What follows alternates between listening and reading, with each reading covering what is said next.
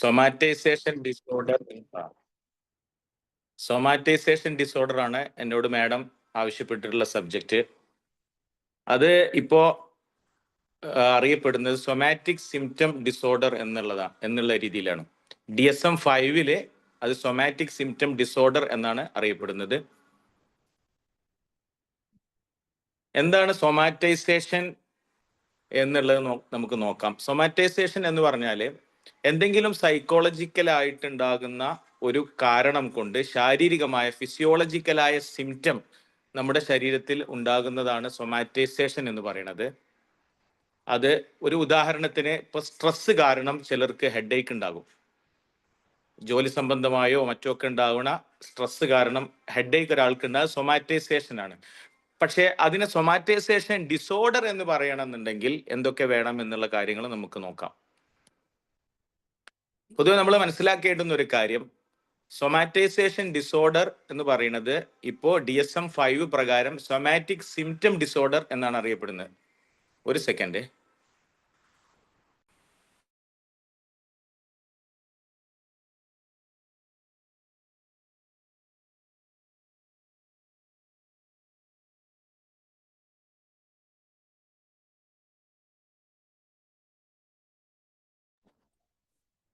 സൊമാറ്റൈസേഷൻ disorder somatic symptom disorder എന്നാണ് ഇപ്പോൾ DSM-5 പ്രകാരം നമ്മൾ പറയുന്നത്. അതുകൊണ്ട് ഉദ്ദേശിക്കുന്നത് it involves physical symptoms with no clear medical explanation. ഈ മനഃശാസ്ത്രപരമായ മാനസികമായ സൈക്കോളജിക്കൽ ആയിട്ടുണ്ടാകുന്ന കാരണം കൊണ്ട് ഒരാളുടെ ശാരീരികമായി ഉണ്ടാകുന്ന സിംറ്റംസ് ആണ് നമ്മൾ ഉദ്ദേശിക്കുന്നത് പറഞ്ഞല്ലോ. എന്നാൽ ഈ വ്യക്തിയെ എന്തെങ്കിലും മെഡിക്കൽ പരിശോധനയ്ക്ക് വിധേയമാക്കിയാൽ അതിന് കാരണമായ എന്തെങ്കിലും തരത്തിലുള്ള ഫിസിയോളജിക്കൽ ആയിട്ടുള്ള റീസൺ കണ്ടെത്താൻ കഴിയില്ല. ഇപ്പൊ ഉദാഹരണത്തിന് ചിലർ പറയും എനിക്ക് ഭയങ്കര ബാക്ക് പെയിൻ ആണ്. അപ്പോൾ ബാക്ക് പെയിൻ ഉള്ള ആളെ പിന്നെ MRI ഒക്കെ എടുത്താലും അല്ലെങ്കിൽ എക്സ്റേ എടുത്താൽ മറ്റെന്തെങ്കിലും മെഡിക്കൽ ടെസ്റ്റുകൾ ചെയ്താൽ മറ്റ് പരിശോധനകൾക്ക് വിധേയമാക്കിയാലൊന്നും അത്തരത്തിൽ ഒരു വേദന ഉണ്ടാകാനുള്ള റീസൺ ആ വ്യക്തിയുടെ ശരീരത്തിൽ കണ്ടെത്താൻ കഴിയില്ല. അപ്പൊ അത്തരം സാഹചര്യത്തിൽ അങ്ങനെയുള്ള കാര്യങ്ങളാണ് നമ്മൾ ഇതുകൊണ്ട് ഉദ്ദേശിക്കുന്നത് സൊമാറ്റൈസേഷൻ ഡിസോർഡർ അല്ലെങ്കിൽ സൊമാറ്റിക് സിംറ്റം ഡിസോർഡർ എന്നുള്ള രീതിയിൽ പറയുന്നത്. എന്തായാലും ഇതിന്റെ ബേസിക് കാരണം എന്ന് പറയുന്നത് സൈക്കോളജിക്കൽ ആയിട്ടുള്ള ഡിസ്ട്രസ് ആണ്. അതൊരു വ്യക്തിയുടെ ക്വാളിറ്റി ഓഫ് ലൈഫിനെയും അയാളുടെ ദിനചര്യകളെയും എമോഷണൽ ഹെൽത്തിനെയും ഒക്കെ അത് ബാധിക്കും. അപ്പോഴാണ് അതിന് ഡിസോർഡർ എന്ന് നമ്മൾ പറയാം. ഇനി നമ്മുടെ ഇഗ്നോയുടെ ടെക്സ്റ്റ് ബുക്കിൽ സൊമാറ്റോഫോം ഡിസോർഡർ, നമുക്കറിയാം ഇഗ്നോയുടെ ടെക്സ്റ്റ് ബുക്ക് കുറച്ച് പഴയതാണ്. അതിൽ DSM-4 TR version, text revised version പ്രകാരമുള്ള കാര്യങ്ങളാണ് അതിൽ കൊടുത്തിട്ടുള്ളത്. അപ്പൊ അതിൽ ഈ എന്താണ് പറഞ്ഞിട്ടുള്ളത് എന്നുള്ളതാണ് ഈ സ്ലൈഡിൽ ഞാൻ വിശദീകരിക്കാൻ ഉദ്ദേശിക്കുന്നത്. Somatoform disorder itself is A umbrella term.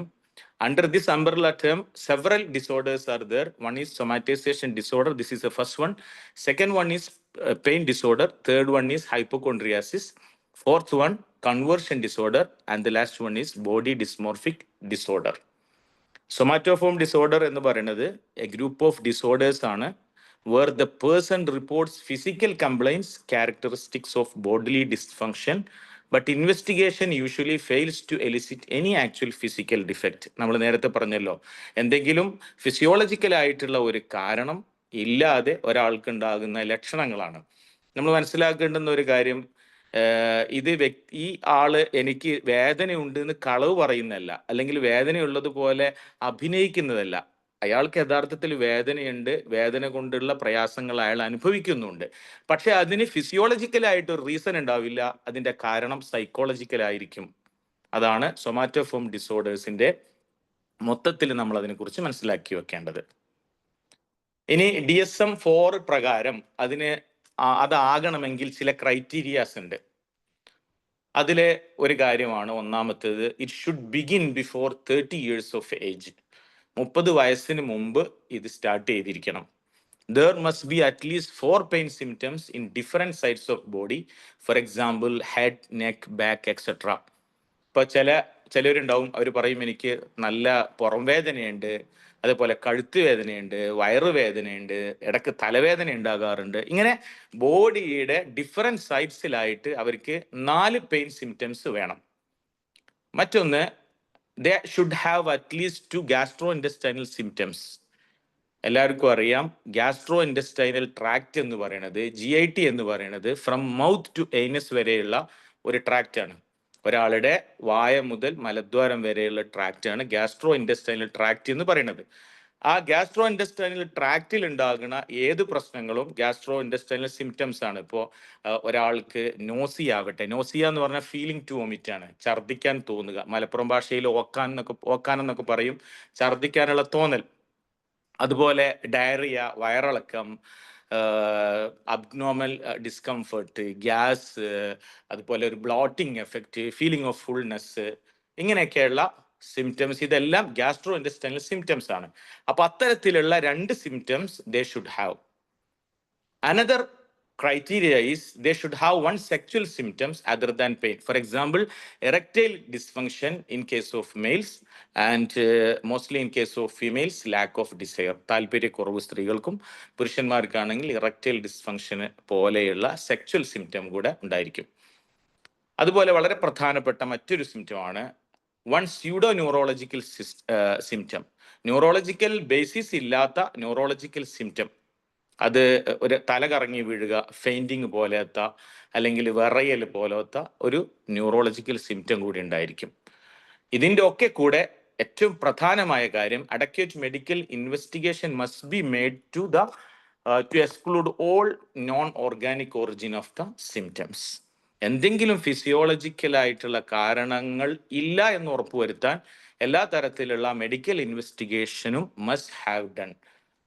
എന്നാൽ മാത്രമേ നമ്മൾ ഈ പറഞ്ഞ കാര്യങ്ങളൊക്കെ ഉണ്ടെങ്കിൽ നമുക്ക് ഇങ്ങനെ ഈ ഒരു തരത്തിലുള്ള സൊമാറ്റൈസേഷൻ ഡിസോർഡർ ആണ്, അല്ലെങ്കിൽ സൊമാറ്റിക് സിംറ്റം ഡിസോർഡർ ആണ് എന്ന് പറയാൻ പറ്റുള്ളൂ. ഈ പറഞ്ഞത് വരെയുള്ള കാര്യങ്ങൾ മനസ്സിലാവുന്നുണ്ടോ എല്ലാവർക്കും?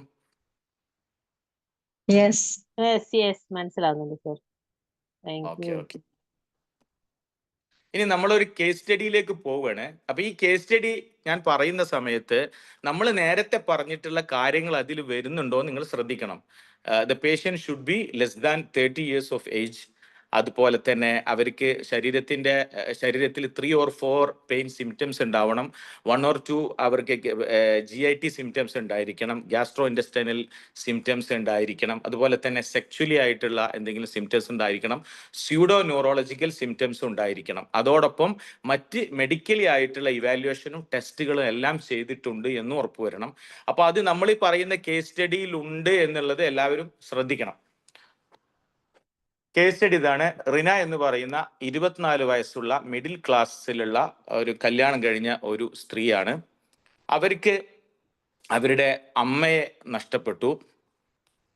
നഷ്ടപ്പെട്ട് അച്ഛനാണ് വളർത്തിയത്. Before her marriage she suffered from migraine and frequent called.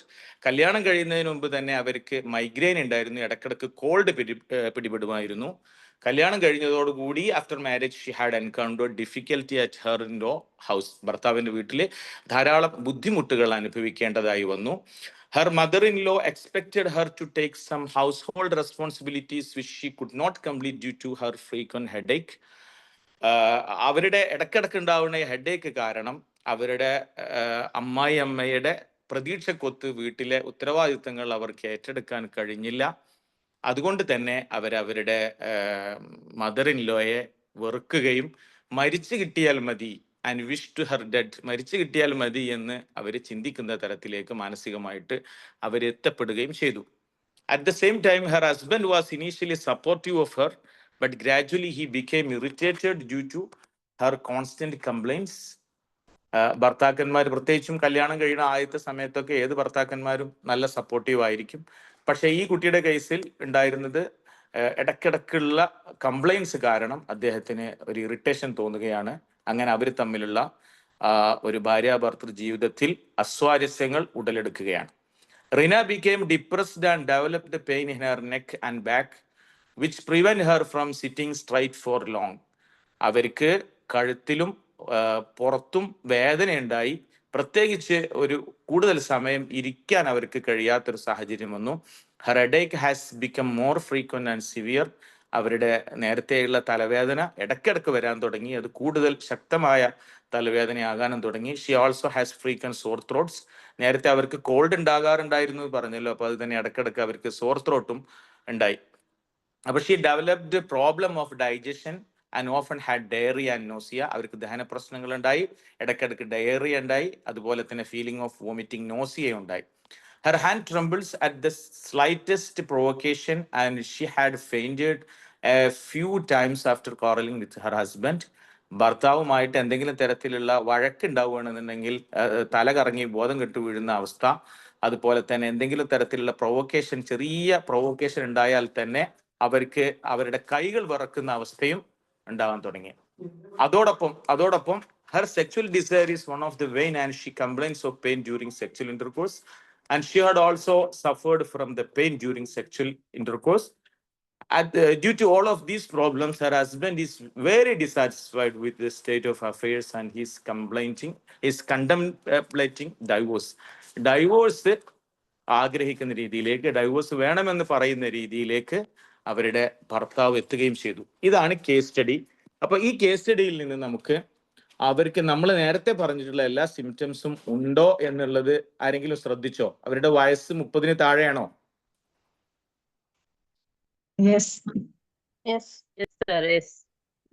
Okay. അവർക്ക് ഒരു 3 or 4 പെയിൻ സിംറ്റംസ് ഉണ്ടോ? പിന്നെ അതേപോലെ തന്നെ അവർക്ക് സ്യൂഡോ ന്യൂറോളജിക്കൽ ആയിട്ടുള്ള സിംറ്റംസ് ഉണ്ടോ? ഏതാണ്?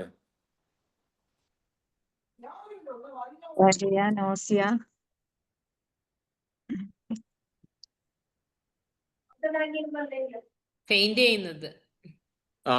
ചെയ്യുന്നത്, അതുപോലെ അതിന് ട്രിമർ, ചെറിയ രീതിയിലുള്ള അവരുടെ കൈയൊക്കെ വറക്കുന്നത്, അതൊക്കെ സ്യൂഡോ ന്യൂറോളജിക്കൽ സിംറ്റംസ് ആണ്. അതുപോലെ സെക്ച്വൽ റിലേറ്റഡ് സിംറ്റംസ് ഉണ്ട്, ലാക്ക് ഓഫ് ഡിസയർ ആണ് അവർക്കുള്ളത്. അതേ സമയത്ത് അവര് പിന്നെ മറ്റ് മെഡിക്കൽ ടെസ്റ്റുകളൊക്കെ ചെയ്തിട്ടുണ്ട്. ഇത് നമ്മുടെ ഇഗ്നോയുടെ പുസ്തകത്തിൽ തന്നെ കൊടുത്തിട്ടുള്ള ഒരു കേസ് സ്റ്റഡിയാണ്. Okay, let us move to the next slide. അപ്പൊ ഞാൻ ഈ പറഞ്ഞതിൽ നിന്നൊരു സമ്മറി. ഇപ്പൊ നമ്മള് സൊമാറ്റോഫോം ഡിസോർഡേഴ്സ് എന്ന് പറഞ്ഞാൽ അതൊരു ഓൾഡ് അംബ്രല്ല ടേം ആണ്. DSM-4 അത് മെൻഷൻ ചെയ്തിട്ടുള്ളത്. അതിന് കീഴിലുള്ള ഒരു ഡിസോർഡർ ആണ് സൊമാറ്റൈസേഷൻ ഡിസോർഡർ എന്ന് പറയുന്നത്. സൊമാറ്റൈസേഷൻ ഡിസോർഡർ എന്ന് പറഞ്ഞാൽ ക്രോണിക് ആയിട്ടുള്ള സിറ്റുവേഷൻ ആണ്, മൾട്ടിപ്പിൾ സിംറ്റംസ് ഉണ്ടാവും, നമ്മൾ ഡിസ്കസ് ചെയ്ത് കഴിഞ്ഞു. ഇനി DSM-5 അനുസരിച്ച്, ഇപ്പോഴുള്ള DSM-5 അനുസരിച്ച് ഇതേ ഡിസോർഡറിനെ ഇപ്പൊ പറയുന്നത് സൊമാറ്റിക് സിംറ്റം ഡിസോർഡർ എന്നാണ്. അതിൽ ഫിസിക്കൽ സിംറ്റംസ് ഉണ്ടാവും, പ്ലസ് എക്സസീവ് തോട്ട്സ് ഉണ്ടാവും.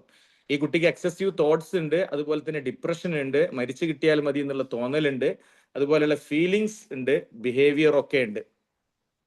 കാരണം ഇത്തരത്തിലുള്ള എക്സസീവ് തോട്ട്സ് ഉണ്ടാകുമ്പോൾ അതിനെ തുടർന്ന് ഉണ്ടാകുന്ന ബിഹേവിയേഴ്സ് ഉണ്ടാവും. ചെറിയ രീതിയിലുള്ള എന്തെങ്കിലും തരത്തിലുള്ള പ്രൊവക്കേഷൻ ഉണ്ടാകുമ്പോൾ അവർക്ക് ഉണ്ടാകുന്ന വിറയല്, ഇതൊക്കെ ഓരോ ബിഹേവിയർ ആണല്ലോ. അതല്ലെങ്കിൽ അവർ പെട്ടെന്ന് പിന്നെ വളരെ ഫ്രജൈലായിട്ട് പെരുമാറുന്നതൊക്കെ ഒരു ബിഹേവിയർ ആണല്ലോ. ഓക്കെ, എന്താണ് ഇതിന്റെ ഡെഫിനിഷൻ എന്ന് നമുക്ക് ഒന്നുകൂടി നോക്കാം. സൊമാറ്റിക് സിംറ്റം ഡിസോർഡർ എന്ന് പറഞ്ഞാൽ a mental health condition characterised by excessive focus on physical symptoms. ഇതിന്റെ മേജർ റീസൺ എന്ന് പറയുന്നത്, പ്രധാനപ്പെട്ട കാര്യം, ഇവരുടെ ഫിസിക്കൽ സിംറ്റംസിൽ എക്സസീവ് ഫോക്കസ് കൊടുക്കുന്ന ഒരു മെന്റൽ ഹെൽത്ത് കണ്ടീഷനാണിത്. That cause major emotional distress and problem in functioning. അവർക്ക് ഇമോഷണൽ ഡിസ്ട്രസ് ഉണ്ടാക്കുന്നു, അവരുടെ ഫങ്ഷനിങ്ങിനെ ബാധിക്കുകയും ചെയ്യുന്നു. ഇനി ഇതിന്റെ കോമൺ സിംറ്റംസിലേക്കാണ് നമ്മൾ പോകുന്നത്. ഇതിന്റെ സിംറ്റംസ് ഒന്ന് ക്രോണിക് പെയിൻ ആണ്. ക്രോണിക് പെയിൻ എന്ന് പറഞ്ഞാൽ എന്താണെന്നുള്ളത് എല്ലാവർക്കും അറിയാമല്ലോ അല്ലെ? Chronic and acute, what is the difference between chronic and acute? Any one of you can explain? Chronic എന്ന് പറഞ്ഞത് കുറെ കാലം ആയിട്ടുള്ളത്, അക്യൂട്ട് പറഞ്ഞാൽ ചെറുത്. ശരി, അതെ അതെ. അക്യൂട്ട് എന്ന് പറഞ്ഞാൽ അതിന്റെ ഓൺസെറ്റ് എന്ന് പറഞ്ഞാൽ ഇമ്മീഡിയറ്റ് ആയിട്ടുള്ള ഓൺസെറ്റ് ആയിരിക്കും, അതിന്റെ സിവിയറിറ്റി കൂടുതലായിരിക്കും, ഡ്യൂറേഷൻ കുറവായിരിക്കും. അതാണ് അക്യൂട്ട് എന്ന് പറയുന്നത്. പെട്ടെന്ന് ഉണ്ടാകുന്ന തലവേദന, ഒരു ചുരുങ്ങിയ സമയത്തേക്ക് മാത്രം ഉണ്ടാകുന്ന തലവേദന, അതൊരു അക്യൂട്ട് പെയിൻ ആണ്. അതേ സമയത്ത് ഒരാൾക്ക് 2 വർഷമായിട്ടുണ്ടാകുന്ന പുറം വേദന, അതൊരു ക്രോണിക് പെയിനിന്റെ സിംറ്റംസ് ആണ്. ഇപ്പൊ ഇതിൽ ക്രോണിക് പെയിൻ ആണ് ഉണ്ടാവുക. ഹെഡ് ഏക്സ് ആവാം, ബാക്ക് പെയിൻ, അതുപോലുള്ള ഒരു എക്സാമ്പിൾ കൊടുത്താണ് അവിടെ. പിന്നെ ഫാറ്റിക്, ക്ഷീണം ഉണ്ടാകാം, പിന്നെ ഗ്യാസ്ട്രോ ഇൻഡസ്ട്രിയൽ ഇഷ്യൂസ്. ഇപ്പൊ നമ്മൾ നേരത്തെ പറഞ്ഞ ഇതിലെ ഗ്യാസ്ട്രോ ഇൻഡസ്ട്രിയൽ ഇഷ്യൂസ് എന്തൊക്കെയായിരുന്നു?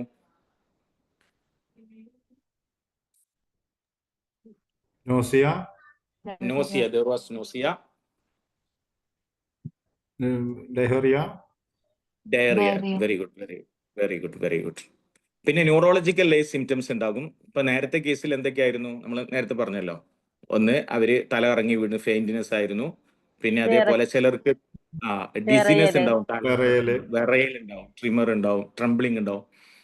പിന്നെ സെക്ച്വൽ സിംറ്റംസ് നേരത്തെ കേസിൽ ലാക്ക് ഓഫ് ഡിസയർ ആയിരുന്നു, അല്ലെങ്കിൽ loss of libido, emotional distress ഉണ്ടാവും അസോസിയേറ്റഡ് വിത്ത് ഫിസിക്കൽ സിംറ്റംസ്. അതെന്തായാലും ഈ ഫിസിക്കൽ സിംറ്റംസിനോട് അസോസിയേറ്റ് ചെയ്തുകൊണ്ട് അവർക്ക് വൈകാരികമായിട്ടുള്ള പ്രയാസങ്ങൾ കൂടി ഉണ്ടാകും. ഇതാണ് ഇതിന്റെ common symptoms. I hope it is clear. Yes, sir. Thank ഇനി you. DSM-5 diagnostic criteria. One or more physical symptoms that are distressing or cause disruption. Physical symptoms ചിലപ്പോൾ ഒരു സിംറ്റംസ് ആവാം, അല്ലെങ്കിൽ അതിലധികം സിംറ്റംസ് നമുക്ക് അത്യധികം പ്രയാസപ്പെടുത്തുന്ന സിംറ്റംസ് ഉണ്ടാവും. ഇപ്പൊ ഇവർക്ക് മിക്കവാറും കേസിൽ ചിലപ്പം അതിശക്തമായ വേദനയായിരിക്കാം ഉണ്ടാവുക. അപ്പൊ നമ്മുടെ തന്നെ പരിചയത്തിലുള്ള നമ്മളോട് ബന്ധപ്പെട്ട ആളുകളുടെയൊക്കെ ഇതുപോലത്തെ കേസുകൾ നമ്മുടെ മനസ്സിലേക്ക് വരുന്നുണ്ടാവും. ചിലര് ഒരു പക്ഷേ 2 വർഷമോ 3 വർഷമൊക്കെ ആയിട്ട് പുറം വേദന അനുഭവിക്കുന്നവരായിരിക്കാം, അല്ലെങ്കിൽ കഴുത്തുവേദനയുള്ളവരുണ്ടാവാം. എന്നാൽ അവരുടെ പിന്നെ എക്സ്റേ എടുത്ത് നോക്കിയാലോ MRI എടുത്ത് നോക്കിയാലോ അത്തരത്തിലുള്ള ആ പറയുന്ന സിവിയറിറ്റിക്ക് അനുസരിച്ച് വേദനക്കുള്ള ഒരു ഫിസിയോളജിക്കൽ റീസണും അവർക്ക് ഉണ്ടാവില്ല. പിന്നെ ഇതിന്റെ ഒരു ഡയഗ്നോസ്റ്റിക് ക്രൈറ്റീരിയ എന്ന് പറയുന്നത് ഡിസ്പ്രൊപ്പോർഷനേറ്റ് thoughts about the seriousness.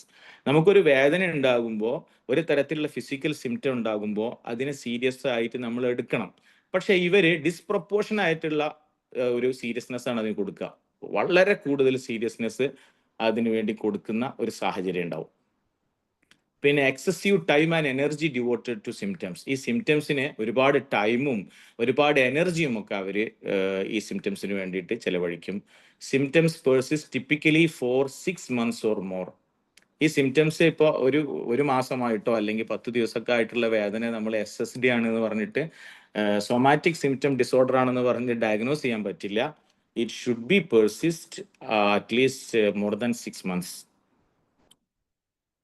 Okay, ഇനി നമുക്ക് എന്താണ് ഇതിന്റെ കാരണങ്ങൾ, ഏതൊക്കെ തരത്തിലുള്ള റിസ്ക് ഫാക്ടേഴ്സ് ആണ് ഉള്ളത്, എന്തൊക്കെ തരത്തിലുള്ള റിസ്ക് ഫാക്ടേഴ്സ് ഉണ്ട്. ഇപ്പൊ ഉദാഹരണത്തിന് ഒരാളുടെ അച്ഛനും അമ്മയും അവരുടെ മാതാപിതാക്കളോ പൂർവികരോ ആയിട്ടുള്ള ആളുകൾക്ക് ഇത്തരത്തിലുള്ള എന്തെങ്കിലും പ്രയാസങ്ങൾ മുമ്പ് ഉണ്ടായിട്ടുണ്ടെങ്കിൽ, അവർക്ക് പാരമ്പര്യമായിട്ട് ഉണ്ടായിട്ടുണ്ടെങ്കിൽ, അത് ജനറ്റിക് പ്രീഡിസ്പോസിഷൻ വഴി ഉണ്ടാകാനുള്ള സാധ്യതയുണ്ട്. That is a risk factor and cause. മറ്റൊന്ന് സെൻസിറ്റിവിറ്റി ടു പെയിൻ. ചില മനുഷ്യരെ നമ്മൾ കാണുമ്പോൾ അവർക്ക് വേദന തീരെ സഹിക്കാൻ പറ്റില്ല, ഭയങ്കര സെൻസിറ്റീവ് ആയിരിക്കും വേദനക്ക്. അപ്പോൾ അത്തരത്തിലുള്ളതും ഒരു കാരണമാണ്. മറ്റൊന്ന് സൈക്കോളജിക്കൽ ആയിട്ടുള്ള ഫാക്ടേഴ്സ് ആണ്. ഞാൻ പറയുന്നത് ക്ലിയർ ആണല്ലോ അല്ലെ? കേൾക്കുന്നുണ്ടല്ലോ അല്ലെ? clear, Yes. Yes. Okay, thank U. Psychological ആയിട്ടുള്ള ഫാക്ടേഴ്സ് എന്തെങ്കിലും തരത്തിലുള്ള ട്രോമയോ സെക്ഷൽ അബ്യൂസോ ഒക്കെ നേരിട്ടിട്ടുള്ള ആളുകൾക്ക്, അത്തരത്തിലുള്ള ഹിസ്റ്ററി ഉള്ളവർക്ക് ഇതിനുള്ള സാധ്യതയുണ്ട്. പിന്നെ ആങ്സൈറ്റിയും ഡിപ്രഷനും ഉള്ളവർക്ക് സാധ്യതയുണ്ട്. നേരത്തെ നമ്മുടെ ഷാഫി സാർ ക്ലാസ് എടുത്ത് പറഞ്ഞിരുന്നു, ഈ മെന്റൽ ഡിസോർഡേഴ്സ് ഒന്നും ഒറ്റയ്ക്ക് വരില്ല, ഒരു കൂട്ടായിട്ടാണ് വരിക. മറ്റെന്തെങ്കിലും കോമോർബിഡിറ്റി ഉണ്ടാവും. ഒരേ സമയത്ത് തന്നെ ഡിപ്രഷൻ ഉണ്ടാവാം. SSD ഉള്ള ആൾക്ക് ഡിപ്രഷൻ ഉണ്ടാവാം, ആങ്സൈറ്റി ഉണ്ടാവാം, അതേ തരത്തിലുള്ള മറ്റെന്തെങ്കിലും സൈക്കോളജിക്കൽ ഇഷ്യൂസ് ഒക്കെ ഉണ്ടാവാം. അപ്പൊ അതിൽ ആങ്സൈറ്റി ഡിപ്രഷൻ ഒക്കെ ഉള്ള ആൾക്ക് ഇത് ഉണ്ടാവാനുള്ള സാധ്യത കൂടുതലാണ്. ചിലരെ സംബന്ധിച്ചിടത്തോളം അവർക്ക് സ്ട്രെസ് ടോളറൻസ് വളരെ കുറവായിരിക്കും. സ്ട്രെസ്സിനെ മാനേജ് ചെയ്യാൻ പറ്റിയ സാഹചര്യങ്ങൾ, അതിനുള്ള കഴിവ് കുറവായിരിക്കും. ഇപ്പോൾ വളരെ സമ്പന്നതയിൽ ജീവിച്ചവർ, അതുപോലെ ഫിലിം സ്റ്റാർസിനൊക്കെ പോലെ എപ്പോഴും സമൂഹത്തിൽ വലിയ അംഗീകാരം കിട്ടി ജീവിച്ചവർ, അവരുടെ ജീവിതത്തിലൊക്കെ ചെറിയ ഡിസാസ്റ്റർ ഒക്കെ വരുമ്പോഴേക്കും അവർ വലിയ രീതിയിൽ തകർന്നു പോവുകയും സ്ട്രെസ്സിനെ ടോളറേറ്റ് ചെയ്യാൻ കഴിയാതെ സൂയിസൈഡ് ഒക്കെ ചെയ്യുന്ന സാഹചര്യങ്ങൾ നമ്മൾ കണ്ടിട്ടുണ്ട്. അപ്പോൾ ലോ സ്ട്രെസ് ടോളറൻസ് ഉള്ള ആളുകൾക്കും ഇത്തരത്തിൽ സംഭവിക്കാൻ സാധ്യതയുണ്ട്. പിന്നെ സോഷ്യൽ ഫാക്ടേഴ്സ് ആണ്. ചില കൾച്ചറൽ ബിലീഫ്സ്, ആരോഗ്യത്തെക്കുറിച്ചൊക്കെയുള്ള ചില തെറ്റായ ധാരണകൾ, തെറ്റായ വിശ്വാസങ്ങൾ കുട്ടിക്കാലത്ത് തുടർച്ചയായിട്ട് ഇപ്പോൾ ഒരാൾക്ക് വയറുവേദന ഉണ്ടായാൽ അത് ക്യാൻസറായി മാറാമെന്നൊക്കെ ഒരാൾ വിശ്വസിച്ച് കഴിഞ്ഞാൽ അത് അയാളുടെ മാനസികമായ ആരോഗ്യത്തെ ബാധിക്കും. അയാൾക്ക് ചെറിയ വയറുവേദന വരുമ്പോഴേക്ക് അസുഖമാണോ എന്നുണ്ടാവും. അത് വേറെ തരത്തിലുള്ള ഇൽനെസ് ആങ്സൈറ്റി ഡിസോർഡർ എന്ന് പറഞ്ഞിട്ട് സംഗതിയാണ് ഇവിടെ വിശദീകരിക്കും. ഇൻഷാല്ലാ ഹൈപ്പോകോൺഡ്രിയാസിസ് എന്നൊക്കെ പണ്ട് പറഞ്ഞിരുന്ന ഇപ്പോൾ ഇൽനെസ് ആങ്സൈറ്റി ഡിസോർഡർ എന്നൊക്കെ പറയുന്നു. യഥാർത്ഥത്തിൽ അത്തരത്തിലുള്ള നമ്മുടെ സാമൂഹികമായ പല കാരണങ്ങൾ കൂടി ഇതിന്റെ പുറകിലുണ്ട്. മറ്റുള്ളവരുടെ ഭാഗത്തു നിന്നുള്ള അറ്റൻഷൻ കൂടി. ഇപ്പൊ ചില നമ്മൾ മലപ്പുറം ഭാഷയിലൊക്കെ പറയാറുണ്ട്, താങ്ങാൻ ആളുള്ളവർക്കാണ് തളർച്ച ഉണ്ടാവാൻ. അപ്പൊ മറ്റുള്ളവരുടെ അടുത്ത് നിന്ന് അറ്റൻഷൻ സീക്ക് ചെയ്യാൻ വേണ്ടിയിട്ടും അറ്റൻഷൻ കിട്ടുന്ന സാഹചര്യം ഉണ്ടാകുമ്പോഴും സാമൂഹികമായ സാഹചര്യം ഉണ്ടാകുമ്പോഴും ഇത്തരത്തിലുള്ള അസുഖങ്ങളൊക്കെ ഡെവലപ്പ് ചെയ്തേക്കാം. അതല്ലെങ്കിൽ അവരുടെ സിവിയറിറ്റിനെ ബാധിച്ചേക്കാം. Okay, let's move to the next slide. അപ്പൊ നമ്മൾ ഇതോടൊപ്പം മനസ്സിലാക്കേണ്ടുന്ന മറ്റ് ഡിസോർഡേഴ്സും സൊമാറ്റിക് സിംറ്റം ഡിസോർഡറും അതല്ലെങ്കിൽ സൊമാറ്റൈസേഷൻ ഡിസോർഡറും തമ്മിലുള്ള പ്രാഥമികമായ വ്യത്യാസങ്ങൾ എന്തൊക്കെയാണ് എന്നുള്ളത് വളരെ ചുരുക്കി ഒന്ന് പറയാം. ഒരു ഡിസോർഡർ ഉണ്ട്, അതിന്റെ പേര് ഫാക്ടീഷ്യസ് ഡിസോർഡർ എന്നാണ്. മറ്റുള്ളവരുടെ സിമ്പതി കിട്ടാൻ വേണ്ടി, എന്തെങ്കിലും തരത്തിലുള്ള അറ്റൻഷൻ സീക്കിങ്ങിന് വേണ്ടി ഒരാള് പിന്നെ എന്തെങ്കിലും തരത്തിലുള്ള സിംറ്റംസ് അഭിനയിക്കുക. ഇപ്പോൾ ശാരീരികമായിട്ട് ഒരാൾ എന്തെങ്കിലും തരത്തിലുള്ള മുറിവ് ഏൽപ്പിച്ചുകൊണ്ടൊക്കെ മറ്റുള്ള അസുഖം ചികിത്സ തേടുക, എന്നിട്ട് മറ്റുള്ളവരുടെ സിമ്പതി പിടിച്ചു പറ്റാൻ വേണ്ടിയൊക്കെ ചെയ്യുക. അങ്ങനത്തെ ഒക്കെ കേസിലാണ് ഫാക്ടീഷ്യസ് ഡിസോർഡർ ഉണ്ടാവുക. ഇതിന്റെ അവരുടെ ഒരു മോട്ടീവ് എന്ന് പറയുന്നത് മറ്റുള്ളവരുടെ സിമ്പതി പിടിച്ചു പറ്റുക, അതേപോലെ തന്നെ അറ്റൻഷൻ സീക്ക് ചെയ്യുക എന്നുള്ളതാണ്. മാലിംഗറിങ് ഡിസോർഡർ എന്ന് പറയുന്നതാണ് അടുത്തത്. അതിൽ ഇപ്പോൾ ചില കേസിലൊക്കെ കാണാം, ചില വ്യക്തികളെ കോടതിയിൽ അവരുടെ ട്രയൽ നടന്നുകൊണ്ടിരിക്കുകയായിരിക്കും. അപ്പൊ ഈ പ്രതിക്ക് മാനസികമായിട്ടുള്ള എന്തെങ്കിലും അസുഖമുണ്ട് എന്ന് വക്കീലിന് അവിടെ കോടതിയിൽ സ്ഥാപിക്കാൻ കഴിഞ്ഞാൽ ഇയാൾക്ക് ശിക്ഷയിൽ ഇളവ് കിട്ടും, അല്ലെങ്കിൽ ഈ കേസിൽ നിന്ന് കുറ്റവിമുക്തനാക്കപ്പെടും. അപ്പൊ അതിനു വേണ്ടിയിട്ട് മാനസികമായ സിംറ്റംസ് ഉള്ളതുപോലെ അഭിനയിച്ച് അങ്ങനെ ചെയ്യുന്ന ആൾക്കാരുണ്ട്. അതല്ലെങ്കിൽ എന്തെങ്കിലും തരത്തിലുള്ള ചില രാജ്യങ്ങളിലൊക്കെ നിർബന്ധിത സൈനിക സേവനം ആവശ്യമുണ്ടാവും. അപ്പോൾ അവിടെ എന്തെങ്കിലും അസുഖമുണ്ട്, ക്രോണിക് ആയിട്ടുള്ള എന്തെങ്കിലും ഡിസീസ് സിറ്റുവേഷൻ ഉണ്ട് എന്നുള്ളത് അഭിനയിച്ച് കാണിച്ചാൽ അവര് സൈനിക സേവനത്തിൽ നിന്ന് രക്ഷപ്പെടും. അപ്പൊ അങ്ങനെയൊക്കെയുള്ള താൽക്കാലികമായിട്ടുള്ള കാര്യങ്ങൾക്ക് വേണ്ടി, ലാഭങ്ങൾക്ക് വേണ്ടി അഭിനയിക്കുന്നതാണ് ഈ പറയുന്ന മാലിംഗറിങ് ഡിസോർഡർ എന്ന് പറയുന്നത്. പിന്നെ മറ്റൊന്നാണ് illness anxiety disorder. Previous it was called hypochondriasis. അത് preoccupation with having serious illness without actual symptoms. ചില മനുഷ്യർ അവർക്ക് എന്തോ മാരകമായ അസുഖങ്ങൾ ഉണ്ട് എന്ന് വിശ്വസിക്കുകയും യഥാർത്ഥത്തിൽ അത്തരത്തിലുള്ള ഒരു സിംറ്റംസും ഒരു കാരണവും അവർക്ക് ഉണ്ടാവുകയും ചെയ്യില്ല. അങ്ങനെ പലതരത്തിലും ഡോക്ടേഴ്സ് അത് ഇല്ല എന്ന് പറഞ്ഞാൽ പോലും അവർ ഉണ്ടെന്ന് വിശ്വസിക്കുകയും വീണ്ടും മറ്റൊരു ഡോക്ടർ പോയി കാണുകയും എന്നിട്ട് വീണ്ടും ടെസ്റ്റുകൾ നടത്തുകയും അങ്ങനെ നടത്തിയിട്ട് അത് വീണ്ടും തെളിയിക്കപ്പെട്ടാലും അടുത്ത ആളുടെ അടുത്തേക്ക് പോവുകയും അങ്ങനെ ഇതിങ്ങനെ റീഅഷ്യൂർ ചെയ്തുകൊണ്ടേ ഇരിക്കുന്ന, ഒരുപാട് ടെസ്റ്റുകൾ ചെയ്തുകൊണ്ടിരിക്കുന്ന, വീണ്ടും വീണ്ടും ഡോക്ടർമാരെ കണ്ടുകൊണ്ടിരിക്കുന്ന ഒരു സാഹചര്യമാണ് ഇൽനെസ് ആങ്സൈറ്റി ഡിസോർഡർ എന്ന് പറയുന്നത്. അതിൽ നിന്ന് ഉള്ള ഈ സൊമാറ്റിക് സിംറ്റം ഡിസോർഡറിന്റെ പ്രധാനപ്പെട്ട വ്യത്യാസം എന്ന് പറയുന്നത്, ഇതിൽ സിംറ്റംസ് ഉണ്ട്, ബാക്കിയുള്ളതിലൊക്കെ സിംറ്റംസ് അത്ര സിവിയർ ആയിട്ടില്ല, ചിലതൊക്കെ അഭിനയിക്കുകയാണ്. എന്നാൽ സൊമാറ്റിക് സിംറ്റം ഡിസോർഡറിൽ ഈ വ്യക്തി ഈ സിംറ്റംസ് അനുഭവിക്കുന്നുണ്ട്, അതിന്റെ പ്രയാസങ്ങൾ അദ്ദേഹത്തിനുണ്ട്. പക്ഷെ ആ സിംറ്റംസിനുള്ള ഫോക്കസ് വളരെ എക്സസീവ് ആയിട്ടുള്ള ഫോക്കസ് ആണ്, കൂടുതൽ പ്രാധാന്യം അതിനു വേണ്ടി കൊടുക്കുന്നുണ്ട് എന്നുള്ളതാണ് മറ്റ് ഡിസോർഡറും സൊമാറ്റിക് സിംറ്റം ഡിസോർഡറും തമ്മിലുള്ള പ്രധാന വ്യത്യാസം. പറഞ്ഞത് എന്തെങ്കിലുമൊക്കെ മനസ്സിലായിട്ടുണ്ടാവും വിചാരിക്കുന്നു. Yes, sir. Okay, let us move to the next slide. Diagnosis. How to diagnose this SSD, somatic symptom disorder? എങ്ങനെയായിരിക്കാം നമ്മൾ ഡയഗ്നോസ് ചെയ്യുക? ഒന്ന്, clinical interview and symptom history. Clinical interview നടത്തിയിട്ട് അതുപോലെ ഈ പറഞ്ഞ സിംറ്റംസ് ഒക്കെ ഉണ്ടോ എന്നുള്ളത് നോക്കുക എന്നുള്ളതാണ് ഒന്ന്. പിന്നെ ഫിസിക്കൽ എക്സാമിനേഷൻ നടത്തി ഒരു ഫിസിയോളജിക്കൽ ഡോക്ടറുടെ അടുത്തേക്ക് പറഞ്ഞയച്ച് മെഡിക്കൽ കാരണങ്ങളൊന്നും ഇല്ല എന്ന് ഉറപ്പുവരുത്തുക എന്നുള്ളതാണ് ഒരു ഡയഗ്നോസിസിന്റെ രീതി. മറ്റൊന്ന്, ഇതിന്റെ അസസ്മെന്റ്സ് ഉണ്ട്. പേഴ്സണൽ ഹെൽത്ത് ക്വയറീസ് എന്ന് പറയുന്ന 50 എന്നൊക്കെ പറയുന്ന പോലത്തെ അസസ്മെന്റ് ടൂൾസ് ഉണ്ട്. അതൊക്കെ ഉപയോഗിച്ചുകൊണ്ട് നമുക്ക് ഇതിലേക്ക് ഡയഗ്നോസിസിലേക്ക് എത്താൻ പറ്റും. പിന്നെ ഇതോടൊപ്പം തന്നെ collaboration between physicians and mental health professionals. നമ്മൾ സൈക്യാട്രിസ്റ്റിനോടും മറ്റ് ഫിസിഷ്യനോടൊക്കെ കൊളാബറേറ്റ് ചെയ്തിട്ടാണ് ചെയ്യേണ്ടത്. കാരണം ഇങ്ങനത്തെ കേസിൽ ഇവർ മരുന്നെടുക്കേണ്ട സാഹചര്യങ്ങൾ ഉണ്ടാകും. ഇവർക്ക് സിവിയർ ആയിട്ടുള്ള ഡിപ്രഷൻ ഉണ്ടാകും, ആങ്സൈറ്റി ഉണ്ടാകും, അതുപോലെ തന്നെ ഇവരുടെ വേദന അതിശക്തമായിരിക്കും. അപ്പം അങ്ങനത്തെ കേസിൽ നമ്മൾ സൈക്കോതെറാപ്പിയും അതുപോലെ തന്നെ CBT ഒക്കെ കൊടുത്തത് കൊണ്ട് മാത്രം അത് പരിഹരിക്കപ്പെട്ടില്ല. അവർക്ക് മെഡിസിൻ കൂടി എടുക്കേണ്ടി വരും. അപ്പൊ അതിന് ഫിസിഷ്യൻസിന്റെയും മെന്റൽ ഹെൽത്ത് പ്രൊഫഷണൽസിന്റെയും കൂടെ കൊളാബറേഷനിലാണ് നമ്മൾ ഡയഗ്നോസിസ് ഉൾപ്പെടെ. ഇപ്പൊ നമ്മൾ അവരെ ചികിത്സിച്ച ഡോക്ടറോട് ഒന്ന് വിളിച്ചു ചോദിച്ചാൽ, എന്താ സാറേ ഈ പേഷ്യന്റിനെ ഇപ്പൊ സ്ഥിരമായിട്ട് അവർ കാണിക്കുന്ന ഡോക്ടറാണ്, അവർ പറയാം അയാൾക്ക് അങ്ങനെ പ്രത്യേകിച്ച് ഒരു കാര്യം ഒരു ആവശ്യമില്ലാതെ അയാൾ വരികയാണ്, അയാൾക്ക് ഈ പറയുന്ന അയാൾ അവകാശപ്പെടുന്ന രീതിയിലുള്ള പറയുന്ന രീതിയിലുള്ള പ്രശ്നങ്ങളൊന്നും ഇല്ല എന്ന് അദ്ദേഹം പറയുന്നതോടുകൂടി നമുക്ക് ആ കാര്യത്തെക്കുറിച്ച് ഒരു ധാരണ കിട്ടുമല്ലോ. അങ്ങനെ മറ്റുള്ളവരോടും കൂടി കൊളാബറേറ്റ് ചെയ്തിട്ട് വേണം ഡയഗ്നോസിസിലേക്ക് കടക്കാൻ. Hope it is clear. Yes. Okay, what are the treatment approaches? ഇതിലെ സൈക്കോതെറാപ്പിയും ഫാർമക്കോതെറാപ്പിയും ആവശ്യമായിട്ട് വരും. അതുപോലെ തന്നെ ലൈഫ് സ്റ്റൈൽ മോഡിഫിക്കേഷൻസ് വരും, റെഗുലർ ഫോളോ അപ്പും വേണം. ഈ 4 കാര്യങ്ങളും ട്രീറ്റ്മെന്റിൽ വേണം. സൈക്കോതെറാപ്പി എന്ന് പറഞ്ഞാൽ കൊഗ്നിറ്റീവ് ബിഹേവിയർ തെറാപ്പി ആണ് ഉദ്ദേശിക്കുന്നത്, എസ്പെഷ്യലി കൊഗ്നിറ്റീവ് ബിഹേവിയർ തെറാപ്പി. അപ്പോൾ കൊഗ്നിറ്റീവ് ബിഹേവിയർ തെറാപ്പി എന്ന് പറയുന്നതുകൊണ്ട് നമുക്കറിയാം അതിനെക്കുറിച്ച്. നമ്മുടെ തോട്ട്സ് ഫീലിങ്സ് ആവുന്നു, ഫീലിങ്സ് ബിഹേവിയർ ആയിട്ട്, ഇതാണല്ലോ അതിൻ്റെ ഒരു പാറ്റേൺ എന്ന് പറയുന്നത്. അപ്പോൾ ആ തോട്ട്സിൽ മാറ്റങ്ങൾ വരുത്തിയിട്ട് അവരുടെ ബിഹേവിയറിൽ മാറ്റം വരുത്താനുള്ള ഒരു രീതിയാണ് CBT എന്നുള്ളത്. നമുക്ക് എല്ലാവർക്കും അതിനെക്കുറിച്ച് അറിയാവുന്നതാണ്. മെഡിക്കേഷൻസ്, ഫാർമക്കോതെറാപ്പി എന്നുകൊണ്ട് ഉദ്ദേശിക്കുന്നത് ഫാർമക്കോളജിക്കൽ ആയിട്ടുള്ള മെഡിസിൻസ് കൊടുത്തുകൊണ്ടുള്ള തെറാപ്പിയാണ്. അത് ചെയ്യേണ്ടത് നമ്മളല്ല, സൈക്യാട്രിസ്റ്റ് ആണ്. അപ്പൊ നേരത്തെ പറഞ്ഞല്ലോ, സൈക്യാട്രിസ്റ്റിനോടും കൂടെ നമ്മൾ ഇത് ചെയ്തിട്ടാണ് അവരെ സൈക്യാട്രിസ്റ്റിന്റെ അടുത്ത് കൂടി പറഞ്ഞയച്ച് മെഡിസിനും കൂടി എടുക്കേണ്ട കേസിലാണ് മെഡിസിനും കൂടി എടുത്തിട്ട് വേണം ട്രീറ്റ് ചെയ്യാൻ. അതോടൊപ്പം പേഷ്യന്റിന് ആവശ്യമായിട്ടുള്ള സൈക്കോളജിക്കൽ എഡ്യൂക്കേഷനും ഒക്കെ നമ്മൾ നൽകണം. പിന്നെ അവരുടെ ലൈഫ് സ്റ്റൈലിൽ മോഡിഫിക്കേഷൻസ് ആവശ്യമുണ്ടെങ്കിൽ അത് പിന്നെ അവരോട് ചെയ്യാൻ ആവശ്യപ്പെടണം, ചെയ്യുന്നുണ്ടെന്ന് ഉറപ്പുവരുത്തണം. ഉദാഹരണത്തിന് ചിലർ തീരെ എക്സർസൈസ് ചെയ്യുന്നുണ്ടാവില്ല, അപ്പോൾ അവർക്ക് എക്സർസൈസ് ചെയ്യാൻ വേണ്ടി നിർദ്ദേശിക്കണം, അവർ ചെയ്യുന്നുണ്ടെന്ന് ഉറപ്പുവരുത്തണം.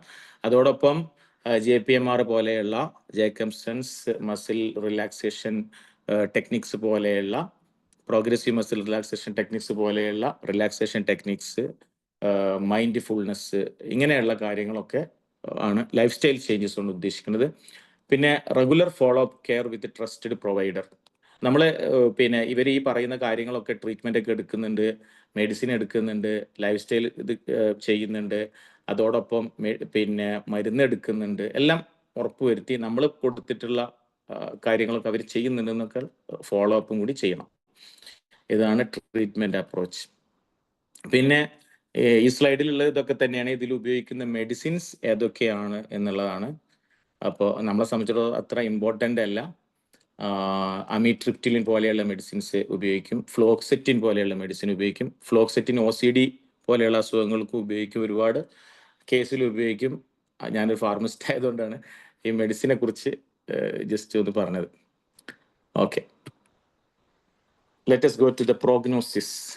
ഈ രോഗപൂർവ നിരൂപണം എന്നാണ് തോന്നുന്നത് ഇതിന്റെ മലയാളം.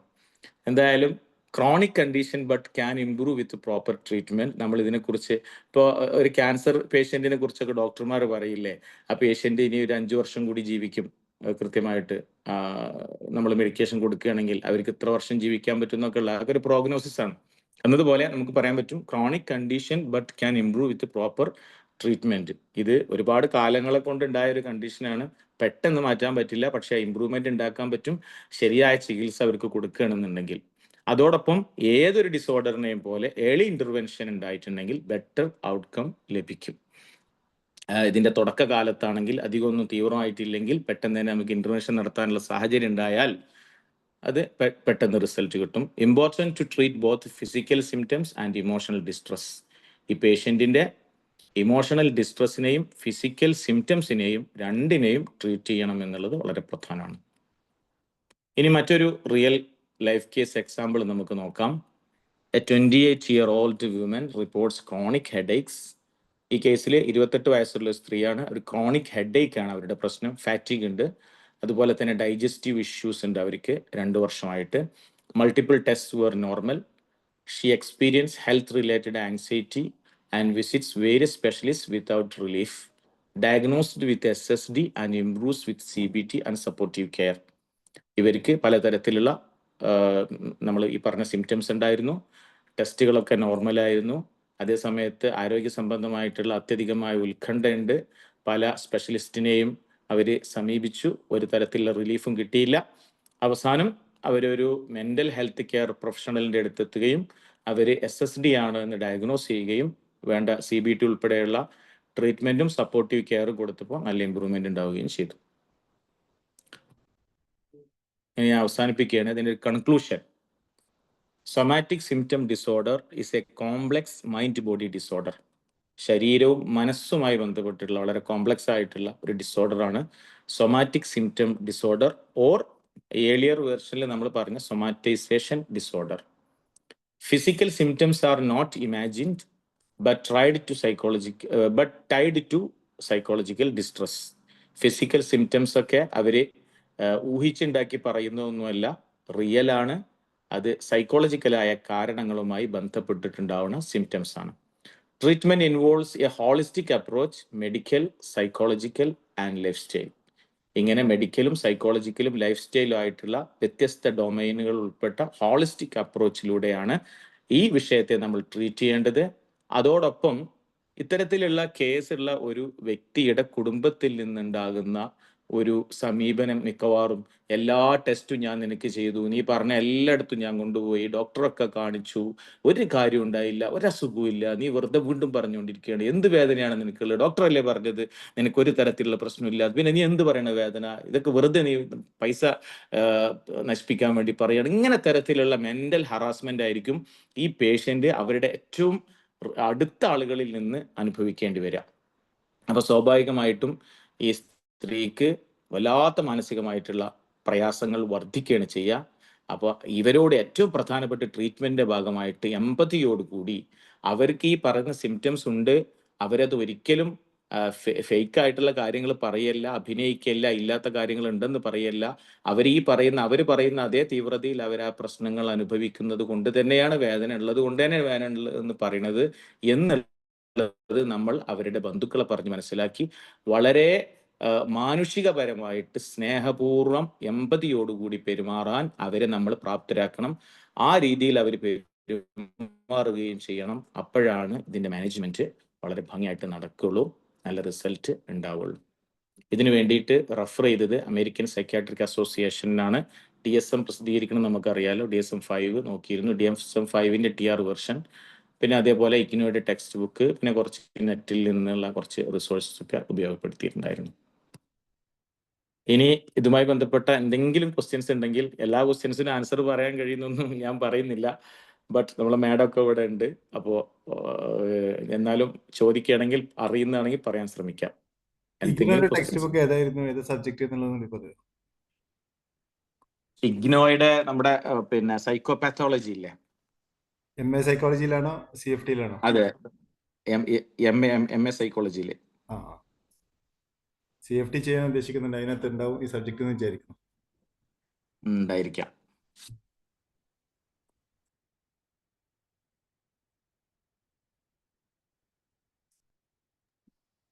എന്തെങ്കിലും ഉണ്ടെങ്കിൽ ചോദിച്ചോളൂ. യാസർ പറഞ്ഞ ഏരിയകളിൽ ഏതെങ്കിലും ക്ലിയർ അല്ലെങ്കിൽ ചോദിക്കാം. ഈ പ്രോഗ്നോസിസിനെ കുറിച്ച് പറഞ്ഞില്ലേ, അത് എന്താ മനസ്സിലായില്ല. പ്രോഗ്നോസിസ് എന്ന് പറഞ്ഞാൽ അത്ര ഒരു പ്രധാനപ്പെട്ട കാര്യമല്ല. രോഗത്തെക്കുറിച്ചുള്ള ഒരു നിരീക്ഷണം പറയുമല്ലോ, ഒരു പ്രവചനം എന്നുള്ള അർത്ഥത്തിലാണത്. അത് എനിക്കതിനെ കുറിച്ച് വളരെ കൂടുതലൊന്നും അറിയില്ല, മാഡം വിശദീകരിക്കുമായിരിക്കും. അതൊരു പിന്നെ ഇതിനെക്കുറിച്ച് ഉള്ള ചികിത്സയ്ക്ക് ശേഷം നടത്തുന്ന ചികിത്സ നടത്തുന്ന ആൾ നടത്തുന്ന ഒരു പ്രവചനം ഉണ്ടല്ലോ, ഈ ആൾക്ക് ഇങ്ങനെ ആയിരിക്കും, അത് നമുക്ക് ഇമ്പ്രൂവ് ചെയ്യാം, വേണ്ടത്ര ട്രീറ്റ്മെന്റ് കൊടുക്കുകയാണെങ്കിൽ, ശരിയായ ചികിത്സ കൊടുക്കുകയാണെങ്കിൽ ഇമ്പ്രൂവ്മെന്റ് ഉണ്ടാകും എന്നുള്ളതിനെ കുറിച്ചുള്ള ഒരു വിലയിരുത്തൽ അല്ലെങ്കിൽ ഒരു പ്രവചനം എന്നുള്ളത് അതിനെക്കുറിച്ച് മനസ്സിലാക്കിയത്.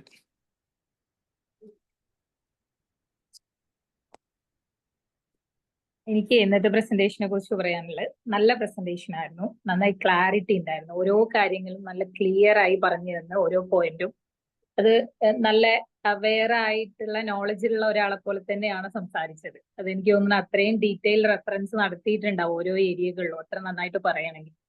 വളരെ മനോഹരമായിട്ട് പ്രസന്റ് ചെയ്തു. ഇനി എന്തായാലും യാസർ ഭായിക്ക് SID എന്താണ്, SSD എന്താന്ന് ചോദിച്ചാൽ എവിടെയും പറയാൻ കഴിയൂ അല്ലെ, നിങ്ങൾ ഒറ്റയ്ക്ക് പഠിച്ചത് കാരണം അതാണ് ഞാൻ എല്ലാവർക്കും ഈ ഡ്യൂട്ടി തരുന്നത്. പിന്നെ പ്രോഗ്നോസിസിന്റെ കാര്യത്തിൽ ഞാൻ പറയാം, ഈ പ്രഡിക്ഷൻ എന്ന് പറയാം, അതായത് ഒരു പ്രോഗ്രസ് നമുക്ക് പറയാം. ഒരു ട്രീറ്റ്മെന്റിന് നമ്മളൊരു കാര്യം കൊടുത്തു കഴിഞ്ഞാൽ അതിന് എത്രത്തോളം പ്രോഗ്രസ് ഉണ്ടാവും എന്നുള്ളതാണ് പ്രോഗ്നോസിസിൽ നമ്മൾ മനസ്സിലാക്കേണ്ടത്.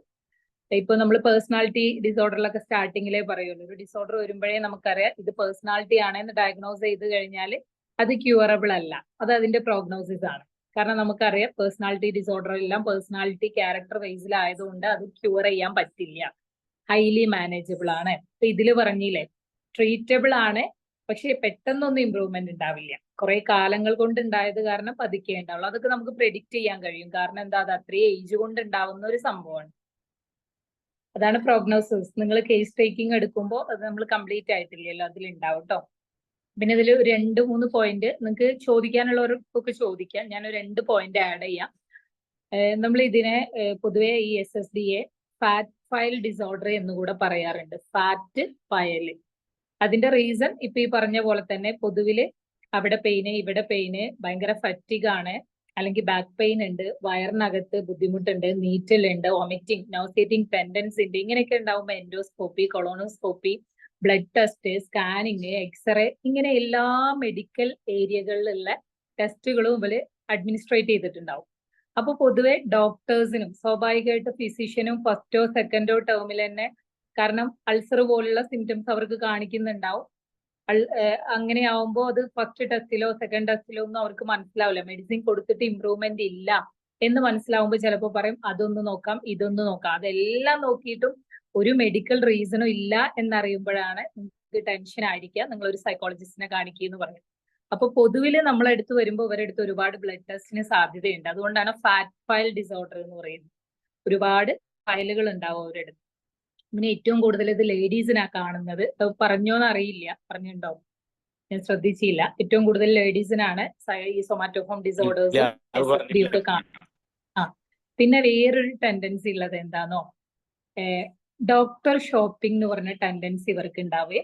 കാരണം എന്താന്ന് വെച്ചാല് ചില ആളുകള് ഇപ്പൊ നമ്മളിങ്ങനെ ഇപ്പൊ ലാസ്റ്റ് പറഞ്ഞ പോയിന്റ് വളരെ ഇമ്പോർട്ടന്റ് ആണ്, empathy and awareness of symptoms. ഈ എംപതിയോ അവയർനെസ്സോ ഉണ്ടാവില്ല. കാരണം നിങ്ങൾക്ക് ഇപ്പൊ ഒരു SSD-കാരി നിങ്ങളുടെ വീട്ടിലുണ്ട് എന്ന് കരുതാം. ഇന്ന് കുറെ ബാക്ക് പെയിന് പറയും, കുറെ ദിവസം കഴിഞ്ഞ് അതിനിങ്ങനെ ട്രീറ്റ് ചെയ്യുമ്പോൾ അവരുടെ ബിലീഫ് അനുസരിച്ച് ചിലപ്പോൾ അത് മാറി അടുത്ത ഭാഗത്തേക്ക് വന്നിട്ടുണ്ടാവും. കൂടെയുള്ള എല്ലാവരും വിചാരിക്കുക ഇത് അവളുടെ അഭിനയമാണ്, ആക്ട് ആണ്, എന്താ അവിടെ വേദന, ഇത്രയും ട്രീറ്റ്മെന്റ് എടുത്തിട്ട് മാറുന്നില്ല. പൊതുവെ ഡോക്ടേഴ്സിന്റെ അടുത്ത് പോകുമ്പോൾ ഡോക്ടറെ അടുത്തുനിന്നും ഫിസിഷ്യന്മാരുടെ അടുത്തുനിന്നും ചിലപ്പോൾ കേൾക്കാം ഇതുകൊണ്ട് മാറും, ഇല്ലെങ്കിൽ നിങ്ങൾക്ക് മാറൂല. ചിലരങ്ങനെ പറയും, ഒരു മെഡിസിനും കൊടുക്കും. പലരും ടെൻഷനാന്ന് പറയുമ്പോഴും സൈക്കോളജിസ്റ്റിനെ കാണിക്കാൻ പറയാതെ പലരും വൈറ്റമിൻ ടാബ്ലറ്റ് ഒക്കെ കൊടുത്ത് ഒഴിവാക്കുന്നവരുണ്ട്. അപ്പൊ നമുക്കൊരു സാറ്റിസ്ഫൈഡ് ആവില്ല. പൊതുവെ ഇങ്ങനെയുള്ള ക്ലയൻസിന് ഡോക്ടറെ അടുത്ത് പോയി കഴിഞ്ഞാൽ എന്നെ ഐഡന്റിഫൈ ചെയ്യുന്നില്ലല്ലോ, കാരണം എനിക്ക് ഒരുപാട് അവരെ അഭിനയിക്കല്ല, അവർക്ക് നന്നായിട്ട് പെയിൻ ഉണ്ട്, അവർക്ക് നന്നായിട്ട് ബുദ്ധിമുട്ടുകളുണ്ട്, പക്ഷെ ഇത് ആർക്കും കാണിച്ചു കൊടുക്കാൻ പറ്റില്ല, ഒരു മെഡിക്കൽ റീസണും അവിടെ ഇല്ല. മെഡിക്കലി ടെസ്റ്റ് ചെയ്യുമ്പോൾ അയാൾക്ക് ഓക്കെ ആണ്, നോർമലാണ്. അപ്പൊ ഇത് ഐഡന്റിഫൈ ചെയ്യാത്തത് കാരണം ഡോക്ടറെ ചേഞ്ച് ചെയ്യാൻ സാധ്യതയുണ്ട്. ആ ഡോക്ടർ ശരിയല്ല, ആ ഡോക്ടർ എന്റെ സിംറ്റംസ് ഐഡന്റിഫൈ ചെയ്യുന്നില്ല, എന്റെ വേദന മാറുന്നില്ല, അല്ലെങ്കിൽ എന്നെ മനസ്സിലാക്കുന്നില്ല, സോ അടുത്ത ഡോക്ടർ. ഇതിനെയാണ് ഡോക്ടർ ഷോപ്പിംഗ് എന്ന് പറയുന്നത്. ഈ സൊമാറ്റോഫോം ഉള്ള എല്ലാത്തിലും ഡോക്ടർ ഷോപ്പിങ്ങിനുള്ള സാധ്യതയുണ്ട്.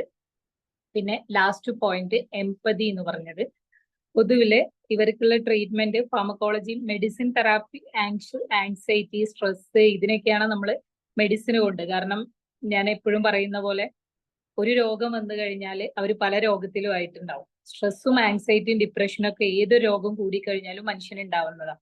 അപ്പൊ അതിനെ ട്രീറ്റ് ചെയ്യാൻ മെഡിസിൻ വേണം. പക്ഷെ വളരെ ഇമ്പോർട്ടന്റ് ആയിട്ടുള്ളത് ഫാമിലി എഡ്യൂക്കേഷൻ ആണ്. അവരുടെ ഫാമിലിക്ക് കൃത്യമായിട്ടുള്ള family counselling and psycho education കൊടുക്കണം. ഈ വ്യക്തിക്ക് ഈ രോഗം ഒരിക്കലും ആക്ടിങ് അല്ലാന്നും ഇത് ഇങ്ങനെ ഒരു കേസ് ആണെന്നും ഇതൊരിക്കലും മെഡിക്കലി നമുക്ക് ഒരു മിനിറ്റ്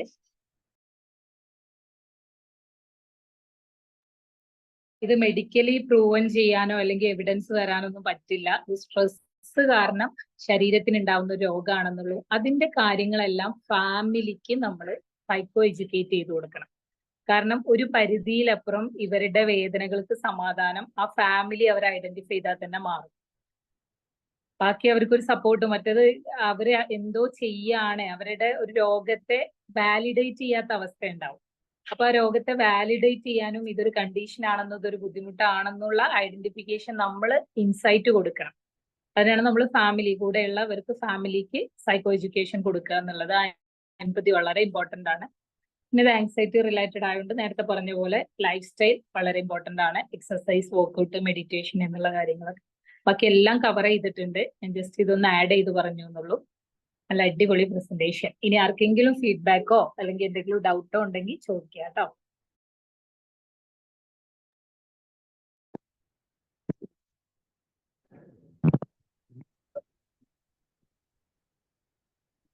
യാസിർഭായി, അടിപൊളി പ്രസന്റേഷൻ.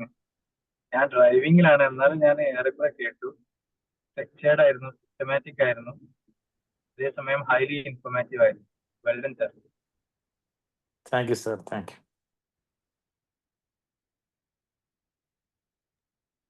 നിങ്ങൾക്ക് ക്വസ്റ്റ്യൻസ് ഇല്ലെങ്കിലും ഒരു 2-3 ഫീഡ്ബാക്ക് ഒക്കെ പറയാട്ടോ, നമുക്കും കിട്ടട്ടെ.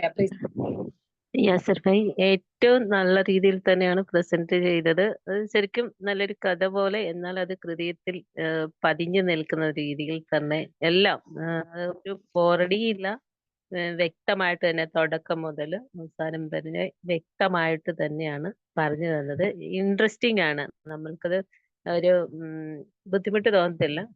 നല്ല രീതിയിൽ തന്നെ അത് നല്ല ഈ ഒരു സബ്ജക്റ്റില് നല്ല തികവുള്ളതുപോലെ തന്നെ നല്ല എക്സ്പീരിയൻസ്, കുറെ വർഷത്തെ എക്സ്പീരിയൻസ് ഉള്ളതുപോലുള്ള ഒരു ഫീലിങ്സ് ആയിരുന്നു ഈ ക്ലാസ്സിലൂടെ ഈ പ്രസന്റേഷനിലൂടെ എനിക്ക് ലഭ്യമായത്.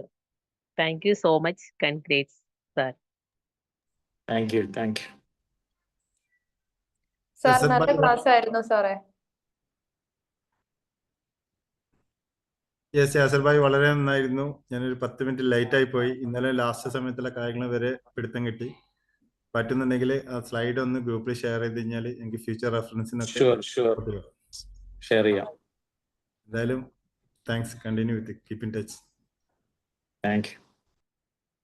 ശരിയാണ് യാസർ സാറ് കംപ്ലീറ്റ് എല്ലാം അരിച്ച് പെറുക്കി എടുത്ത് പറഞ്ഞിട്ടുണ്ട്. ഞാൻ വിചാരിച്ചു ഞാൻ വളരെ ചെറിയൊരു പ്രസന്റേഷൻ ആയിട്ടാണ് വന്നിട്ട് ഇത് ഏതെങ്കിലും ഒരു മൂലയിലെ കൊണ്ട് വെക്കാൻ പറ്റുള്ളല്ലോ എന്നല്ലേ.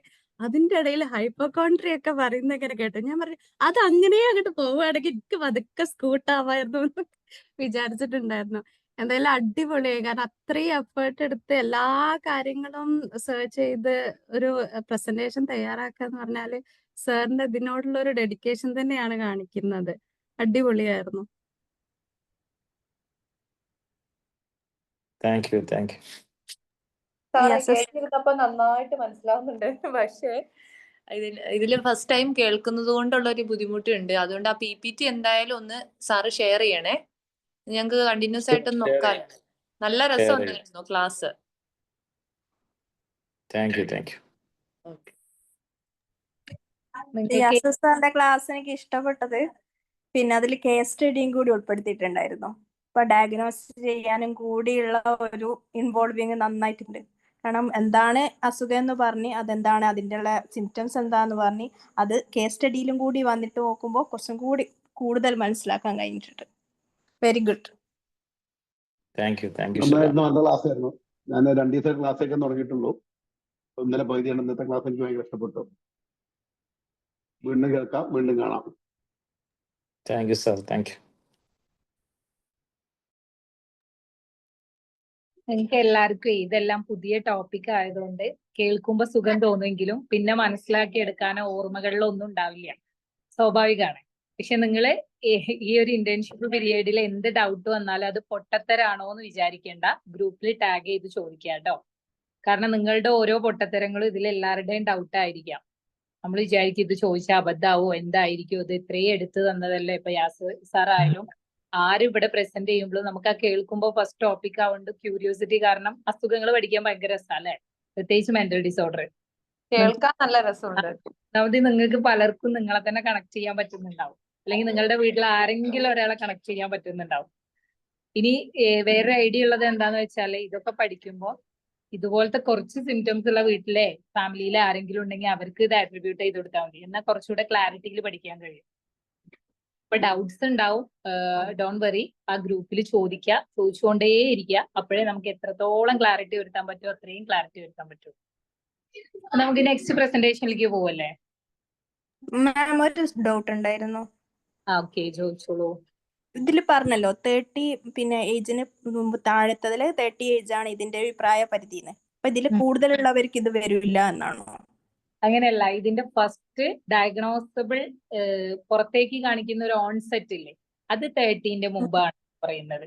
30-40 സൈക്കോസൊമാറ്റിക് അല്ലെങ്കിൽ SSD ഡിസോർഡർ ഉണ്ടായിരിക്കും. പക്ഷെ അത് ഡയഗ്നോസബിൾ ആയിട്ടുള്ള ഓൺസെറ്റ് സ്റ്റാർട്ടിങ് ഉണ്ടാവില്ലേ, അത് 30 ബിലോ, അത് 30 വയസ്സുണ്ട്. അപ്പോഴാണ് നമ്മൾ ഇങ്ങനെ ഡയഗ്നോസ് ചെയ്യുക. മറ്റത് വേറെ എന്തെങ്കിലും ബയോളജിക്കൽ റീസൺ, ഇത് പൊതുവില് ഒരു 90% നമ്മൾ നോക്കുമ്പോൾ 30 ബിലോ ആവുമ്പോഴേക്ക് തന്നെ SSDയുടെ ഡയഗ്നോസിബിൾ ആയിട്ടുള്ള പുറത്തേക്ക് കാണത്തക്ക രീതിയിലുള്ള ഓൺസെറ്റ് കാണും. അതാണ് ഉദ്ദേശിക്കുന്നത്. എനിക്കും കൂടി ഉണ്ടായിരുന്ന ഒരു ഡൗട്ട് ആയിരുന്നു മാഡം. മാഡം പറഞ്ഞപ്പോ ക്ലിയർ ആയി. ഓരോ ഡിസോർഡർ പഠിക്കുമ്പോൾ ഇപ്പൊ സ്കിസോഫ്രനി ഒക്കെ ഉണ്ടല്ലോ, നമ്മൾ ചിത്തഭ്രമം എന്നൊക്കെ പറയുന്നത്, അത് ടീനില് കാണിക്കും. അത് വലുതായിട്ട് കുറെ കഴിഞ്ഞിട്ട് കാണിക്കുമ്പോൾ അതിന് വേറെ എന്തെങ്കിലും ഒരു റീസൺ ഉണ്ടാവും. സ്കിസോഫ്രീനിയ പക്ക ആണ് എന്ന് പറയണമെങ്കിൽ ടീൻ ഏജ് ആവുമ്പോ തന്നെ, അല്ലെങ്കിൽ 20ന്റെ മുമ്പ് നമുക്ക് അതിന്റെ ചെറിയ തരത്തിലുള്ള ഓൺസെറ്റുകൾ പക്ക സ്കിസോഫ്രീനിയയുടെ സിംറ്റം ആയിട്ട് കണ്ടില്ലേലും വേറെ രൂപത്തിൽ അത് ഞാൻ പഠിപ്പിച്ചു തരുന്നുണ്ട്. അപ്പൊ പറഞ്ഞാൽ മനസ്സിലാവും, അങ്ങനെ കാണിക്കും. അപ്പൊ ചിലത് ഡയഗ്നോസ് ചെയ്യുമ്പോൾ നമുക്ക് മനസ്സിലാക്കാൻ കഴിയും. ഇപ്പൊ ഒരാൾ പറയുകയാണ് ഇത്രയും കാലമായിട്ട് ഒന്നും ഇല്ലായിരുന്നു, ഇപ്പൊ തുടങ്ങിയതാണ് ഇത്രയും അബ്നോർമാലിറ്റി എന്ന് പറയുമ്പോൾ അതിന് വേറെയും കുറെ ബയോളജിക്കൽ റീസൺ അവിടെ ഉണ്ടാവും. അല്ലാതെ ഇത് തന്നെയാണ് നമുക്ക് ഡയഗ്നോസ് ചെയ്യാൻ പറ്റൂല. അതല്ല 20 വയസ്സിൽ ഇതുപോലെ തോന്നിയിരുന്നു ചെറുതായിട്ട്, പക്ഷെ അന്ന് ഓക്കെ ആയിരുന്നു, അങ്ങനെയൊക്കെ പറയുമ്പോൾ നമുക്ക് തീർച്ചയായിട്ടും അത് സ്കിസോഫ്രീനിയയിലേക്ക് കണക്ട് ചെയ്യാൻ പറ്റും. അങ്ങനെ ഓരോ ഡിസോർഡറിനും ഒരു ടൈം ഉണ്ട് കേട്ടോ. മാം എനിക്ക് ഒന്നുകൂടി ഡൗട്ട് ഉള്ളത്, എന്റെ നിയർ ബൈ ഹൗസിൽ ഇതേപോലെ ഒരു റിയൽ കേസ് ഉണ്ട്. അത് പക്ഷെ 68 എബോ ഏജ് ഉണ്ട്.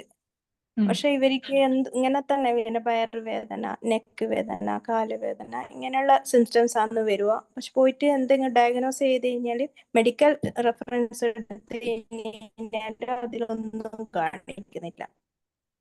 അവര് നമ്മളെ പക്ഷെ ഇതുവരെ അവർക്ക് ഇങ്ങനെ ഒരു ഇതിലേക്ക് പോകാനും പറ്റിയിട്ടില്ല. ആരും പറഞ്ഞോട്ട് അവർക്ക് എന്താവും വേണ്ടതെന്ന് അറിയോ? ഒരു ഇമോഷണൽ സപ്പോർട്ട്. നമുക്കിത് SSD ആണ് എന്ന് ഡയഗ്നോസ് ചെയ്യുന്നതിനേക്കാൾ അവരുടെ പ്രയാസങ്ങൾ എന്താണ്, അവരുടെ കോസറ്റീവ് റീസൺ എന്താ, ഇതെന്താണോ ഒരു 50 അല്ലെങ്കിൽ 55 എബോവ് ഒക്കെ ആയി കഴിഞ്ഞാൽ മെനോപോസ് അല്ലെങ്കിൽ മെൻസ്ട്രുവൽ കാര്യങ്ങൾ നിൽക്കുന്നത് കാരണം ഹോർമോൺ നല്ല എന്താ പറയാ ഇംബാലൻസ് ആയി കിടക്കും. അപ്പൊ ഓൾറെഡി ഒരുപാട് ഇഷ്യൂസ് ഉണ്ടാവും. പിന്നെ ഏജ് കൂടുന്തോറും ഡെലൂഷൻ പോലുള്ള, അതായത് അതിന്റെ ഉള്ളിൽ എന്തൊക്കെയാ ബുദ്ധിമുട്ടുകളുണ്ട്, എനിക്ക് അവിടെ പെയിൻ ഉണ്ട് തോന്നല് കാരണം, സൊമാറ്റോഫോം പോലെ അല്ലാതെ കംപ്ലീറ്റ് തോന്നല് കൊണ്ട് മാത്രം ഉണ്ടാവുന്ന. എനിക്ക് നിങ്ങൾക്ക് പറഞ്ഞുതരാ, ചില ആളുകൾ ഏജ് കൂടിയ ആളുകളൊക്കെ പറയുന്നത് കേട്ടിട്ടുണ്ടോ, വായിലൂടെ എന്തൊക്കെ അരിക്കുകയാണ്, ശരീരത്തിലൂടെ എന്തൊക്കെയാണ് എന്താ പറയാ ജേംസ് അരിക്കുന്നുണ്ട്. OCD അല്ലാതെ അവരുടെ ശരീരത്തിനകത്തും പുറത്തൊക്കെ അരിക്കുന്നുണ്ട് എന്നൊക്കെ പറയും.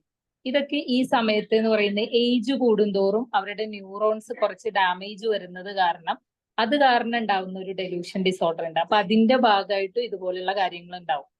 ഈ അവിടെ വേദന, ഇവിടെ വേദന എന്നുള്ളതൊക്കെ അത് SSDനേക്കാൾ അവർക്കൊരു പോസിറ്റീവ് ഫാക്ടർ ഉണ്ടാവും. മിക്കവാറും ജെറിയാട്രിക് കൗൺസിലിംഗ് ഏരിയയിൽ നിങ്ങൾ അത് പഠിക്കും. ജെറിയാട്രിക് കൗൺസിലിംഗിൽ ഏറ്റവും കൂടുതൽ വേണ്ടത് കുഞ്ഞുമക്കളെ നമ്മൾ എങ്ങനെയാണോ നോക്കുന്നത് അതുപോലെ ആ ഏജുകാരെ സ്പെഷ്യലി കൺസിഡർ ചെയ്യണം, കൺസേൺ കൊടുക്കണം. ഇങ്ങനെ കഴിഞ്ഞാൽ തന്നെ അവരുടെ കുറച്ച് കാര്യങ്ങളൊക്കെ ഇതാവും. എന്താന്ന് വെച്ചാൽ എല്ലാവരെയും സംബന്ധിച്ച്, ഇപ്പൊ നമ്മളൊക്കെ സംബന്ധിച്ച് നമ്മൾ നോക്കുന്നുണ്ട്, തിരക്കായിരിക്കും, ഒരുപാട് ബിസിയും കാര്യങ്ങളൊക്കെ ആകുമ്പോൾ നമ്മുടെ വേണ്ട രൂപത്തിൽ നോക്കുന്നുണ്ട്. പക്ഷെ ഏജ് കൂടും തോറും നമ്മുടെ ഹെൽത്ത് കുറയും തോറും നമുക്ക് എല്ലാവർക്കും ഉള്ളിൽ ഇൻസെക്യൂരിറ്റി ഫീലിങ്സ് കൂടും. അപ്പൊ നമ്മൾ എത്ര നോക്കിയിരുന്നോ അതിനേക്കാൾ എക്സ്ട്രാ കെയർ കൊടുക്കേണ്ട അവസ്ഥ വരുന്നുണ്ട്. അപ്പൊ അങ്ങനെയുള്ള ആ ഒരു പ്രായത്തിലുള്ളവർക്ക് ശരിക്കും കൗൺസിലിംഗ് കൊടുക്കണം, ഓപ്പണായി സംസാരിക്കാൻ. മറ്റേത് ഒരാളോട് പറഞ്ഞാൽ അത് പരാതിയാവും, വേറെ ഒരാളോട് പറഞ്ഞാൽ അങ്ങനെയാവും, അത് ഒരു കുടുംബകല കോൺഫ്ലിക്റ്റ് ആവാനുള്ള സാധ്യതയുണ്ട്. അപ്പൊ അങ്ങനെ ചിലപ്പോൾ അവർക്ക് അവയർനെസ് ഉണ്ടാവില്ല, ഏജ് കൂടിയതല്ലേ, അതങ്ങനെ ആവാം, തോന്നലാവാം, നമുക്ക് വയസ്സായതല്ലേ. പക്ഷെ അവർക്ക് കുറെയൊക്കെ ഒരു വെന്റിലേഷൻ അവസരം കൊടുത്താൽ കുറെ ഓക്കെ ആവും. Okay ma'am, thank you. Next start ചെയ്യല്ലേ? ഷാദിൻ റെഡി അല്ലേ? യാസർ ഒന്ന് പേടിപ്പിച്ചു അല്ലേ ഷാദിനെ? സാറില്ല. എന്റേത് വളരെ ചെറിയൊരു പ്രസന്റേഷൻ ആണ്. എന്റെ വളരെ ചെറിയ ടോപ്പിക്കാണ്, നോ ഇഷ്യൂ.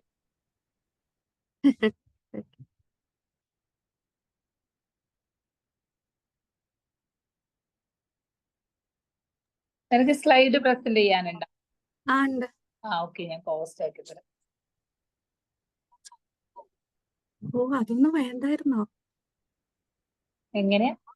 അതൊന്നും വേണ്ടായിരുന്നോ? ഞാൻ അറിഞ്ഞില്ല. അല്ല, ചിലർക്ക് സ്ലൈഡ് ഒന്നും ഇല്ലാതെ സംസാരിച്ചവരുണ്ടാവില്ലേ. ഓക്കെ, സ്റ്റാർട്ട് ചെയ്യാം.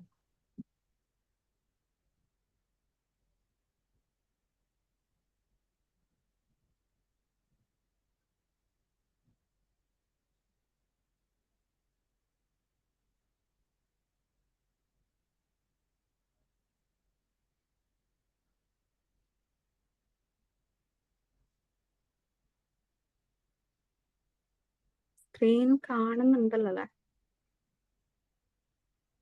കാണാം കാണാം. ഉണ്ട് ഉണ്ട് കാണാം. ഒരു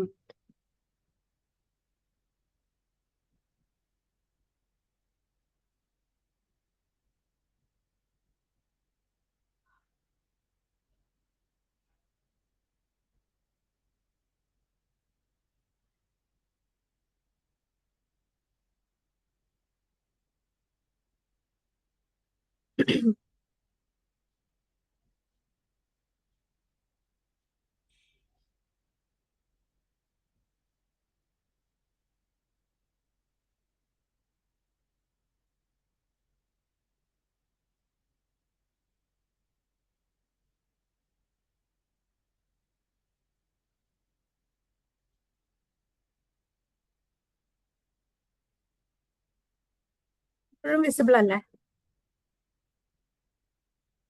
yes. Thank you. Okay, so ഇന്ന് ഞാൻ പ്രസന്റ് ചെയ്യാനായിട്ട് പോകുന്ന ടോപ്പിക് ഹൈപ്പോകോൺട്രിയാക് ആണ്.